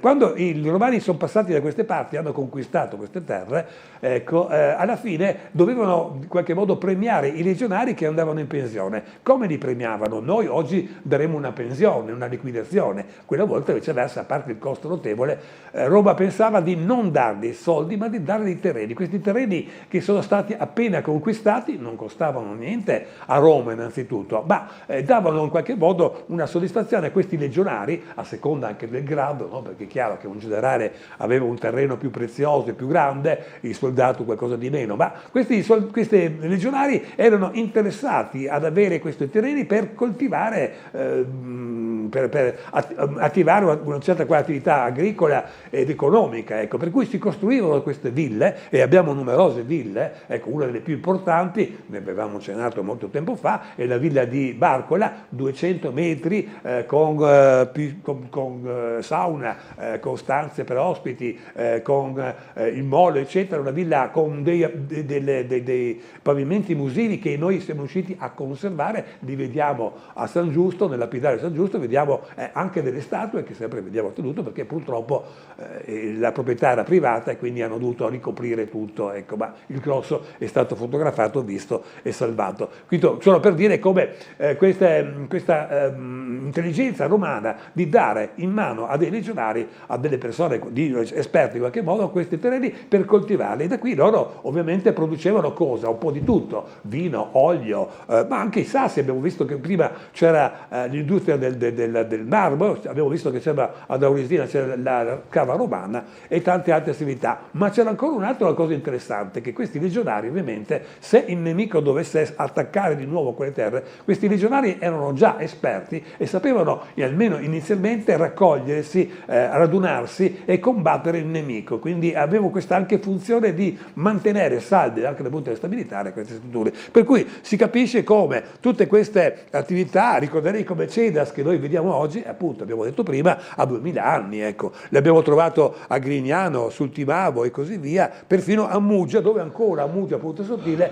c'è un molo, si può vedere un molo, oppure anche a Stramare abbiamo un molo e anche una piccola, resti di una villa romana, quindi tutta la costa triestina è tappezzata di questo. Ma romana, queste ville erano sul mare, perché? Perché l'attività economica si svolgeva a questi livelli, ma soprattutto il trasporto era difficile farlo, anche pericoloso farlo per terra. Innanzitutto i cavalli o i buoi che dovevano tirare un carretto potevano portare solo una merce, una quantità minima. Con una barca si può fare molto di più, ma soprattutto era molto più sicuro, ecco, perché i briganti erano sempre il grosso spina nel fianco del commercio, ecco, si preferiva praticamente commerciare con il mare, per cui la presenza di numerosi porticcioli, numerosi anche moli, in questa simpatica diapositiva che vi riassume. Vediamo la prossima. Abbiamo detto prima che il Cedas, questo è un Cedas ottocentesco, è stato recuperato, ecco, però ha una storia importante, è di 2000 anni fa, ecco, già allora avevamo i romani in casa. Vediamo la prossima ancora. Vediamo ancora la prossima, perché dobbiamo ancora la prossima, queste cose interessanti. Vediamo la prossima se abbiamo qualcosa di interessante. Vabbè, soltanto per dire come ci si industriava prima dell'avvento dell'acqua, ecco, ci si industriava con queste cisterne, ecco, che erano molto comuni. Sul Carso non ci sono torrenti o dei fiumi o altre fonti, anche le sorgenti sono pochissime o nulle, ecco, ci si arrangiava con l'acqua acqua piovana. Immaginiamoci quindi un grande recipiente che veniva a essere costruito, veniva riempito di sabbia e in mezzo si creava una sorta di pozzo, di colla, ecco. L'acqua che veniva dalla pioggia, ecco, veniva incanalata in questa cisterna, veniva depurata, diremo così, appunto, selezionata dalla sabbia, in fondo c'era l'acqua. Ecco che abbiamo la forma del pozzo, abbiamo la forma appunto del pozzo e così via. Quindi era un metodo che per esempio si usava anche a Venezia, dove sapete che a Venezia non esiste l'acqua, ma usavano diremo così, questo pozzo al centro della piazza che raccoglieva l'acqua piovana essenzialmente. Ecco, vediamo la prossima. Adesso un attimo. Questo allora, sì, dovrebbe essere no, questa l'abbiamo vista. C'è un po' sul fondo. Questa l'abbiamo appena vista. Ecco, questa qua.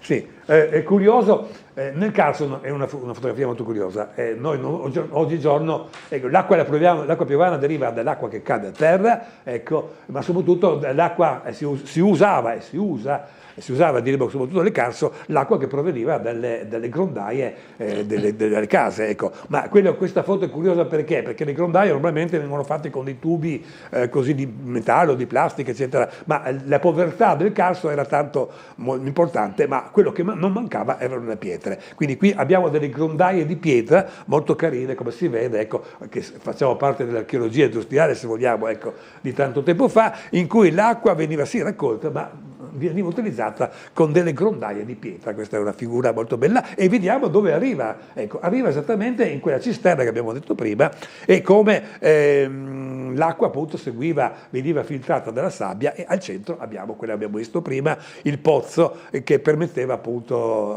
di vivere. Era un pozzo molto importante che era chiuso, innanzitutto serviva perché questa vera, cioè questa copertura del pozzo, serviva innanzitutto perché qualcuno non ci cada dentro, perché qualche animale non ci cade dentro, perché non venisse inquinata dentro, dalla sabbia e così via. È un'azione protettiva in qualche modo, ma veniva anche chiuso, vediamo che come punto è chiuso, e veniva aperto soltanto tendenzialmente a pranzo, cioè scusate, a mezzogiorno e alla sera, 2 volte. Di solito le chiavi le aveva il parroco che poi delegava un suo subalterno, che quindi all'ora di pranzo, all'ora di cena andava a aprire questo e la gente quindi, tanto era prezioso, tanto era importante questo pozzo che doveva seguire delle regole abbastanza forti. Vediamo la prossima. Questa fotografia ve l'ho portata perché è molto carina, se riusciamo a vederla. Eccola qua. No, questa è una vera di pozzo, ecco, che tra l'altro era presente nella piazza Traune, che è una piazza di Cittavecchia in qualche modo. Ecco, voglio soltanto mostrarvi quanto è stato usato. Qui siamo secoli di donne che tiravano le corde per l'acqua, è talmente tanta che hanno usurato questa pietra in calcare che dà questo aspetto così affascinante. Ecco. Quindi queste sono le corde che hanno segato nel tempo, tirando su e giù l'acqua, hanno fatto quest'opera d'arte. Dove si trova? Questo è il lapidario di San Giusto, ma prima era nella corte Traune, che è una delle corti presenti. Ecco, giusto per mostrare quanto veniva usato e quanto lavoro dovevano fare le persone, le donne, per fare questo lavoro qua. Vediamo la prossima. Vabbè. Qui siamo diventiamo un po' difficile, solo per sottolineare come l'acqua è stata utilizzata anche come forza motrice, no? Essenzialmente. Va sottolineato però di mulini se ne parla spesso, ecco, per esempio della Varosandra. Pensate che nella Varosandra sono stati registrati qualcosa come 32 mulini. Ecco. Perché questa? Perché l'acqua forniva un'energia, quella dell'acqua, che faceva girare le pale, che faceva girare poi a sua volta le macine, e si aveva quindi la possibilità di avere la farina, ecco. Però faccio presente che queste per secoli, essendo la popolazione, come abbiamo detto prima, in quei 1000 anni semplicemente su attorno ai 5-7 mila, non hanno avuto bisogno di tanta farina, di tanto grano e quindi di mulini. Fino al 1719, la presenza del Portofranco, questi mulini erano molto pochi. Con la presenza viceversa del Portofranco e con l'aumento quindi della popolazione e l'aumento delle esigenze, questi mulini sono diventati numerosissimi. Sono dappertutto, anche in dei torrenti dove non si va a passare si sono trovati appunto i resti di questi mulini, che sono, però alla fine è intervenuto il motore diremo così, a vapore, che ha surcalzato in qualche modo. Ecco. In via Economo, ecco, c'era il mulino a vapore degli Economo, per questo si chiama via Economo, perché lì c'era la famiglia Economo, aveva stabilito un mulino a vapore che era talmente potente da solo da fare in una giornata l'attività di tutti i mulini di Trieste, della provincia e dell'Istria, e quindi si può capire come questi mulini in quel periodo, a metà dell'Ottocento, siano stati abbandonati e ne sono rimasti pochissimi visibili, alcuni distrutti, alcuni sono stati trasformati in una casa privata. Dobbiamo andare in chiusura praticamente, le faccio vedere sull'ultima foto se voleva fare un commento veloce, ma insomma possiamo magari concludere qui. Grazie dottor Cafagna. Grazie a voi. Ci ritroviamo fra un paio di settimane. Poi un paio di settimane. Benissimo, grazie a tutti per averci seguiti e arrivederci.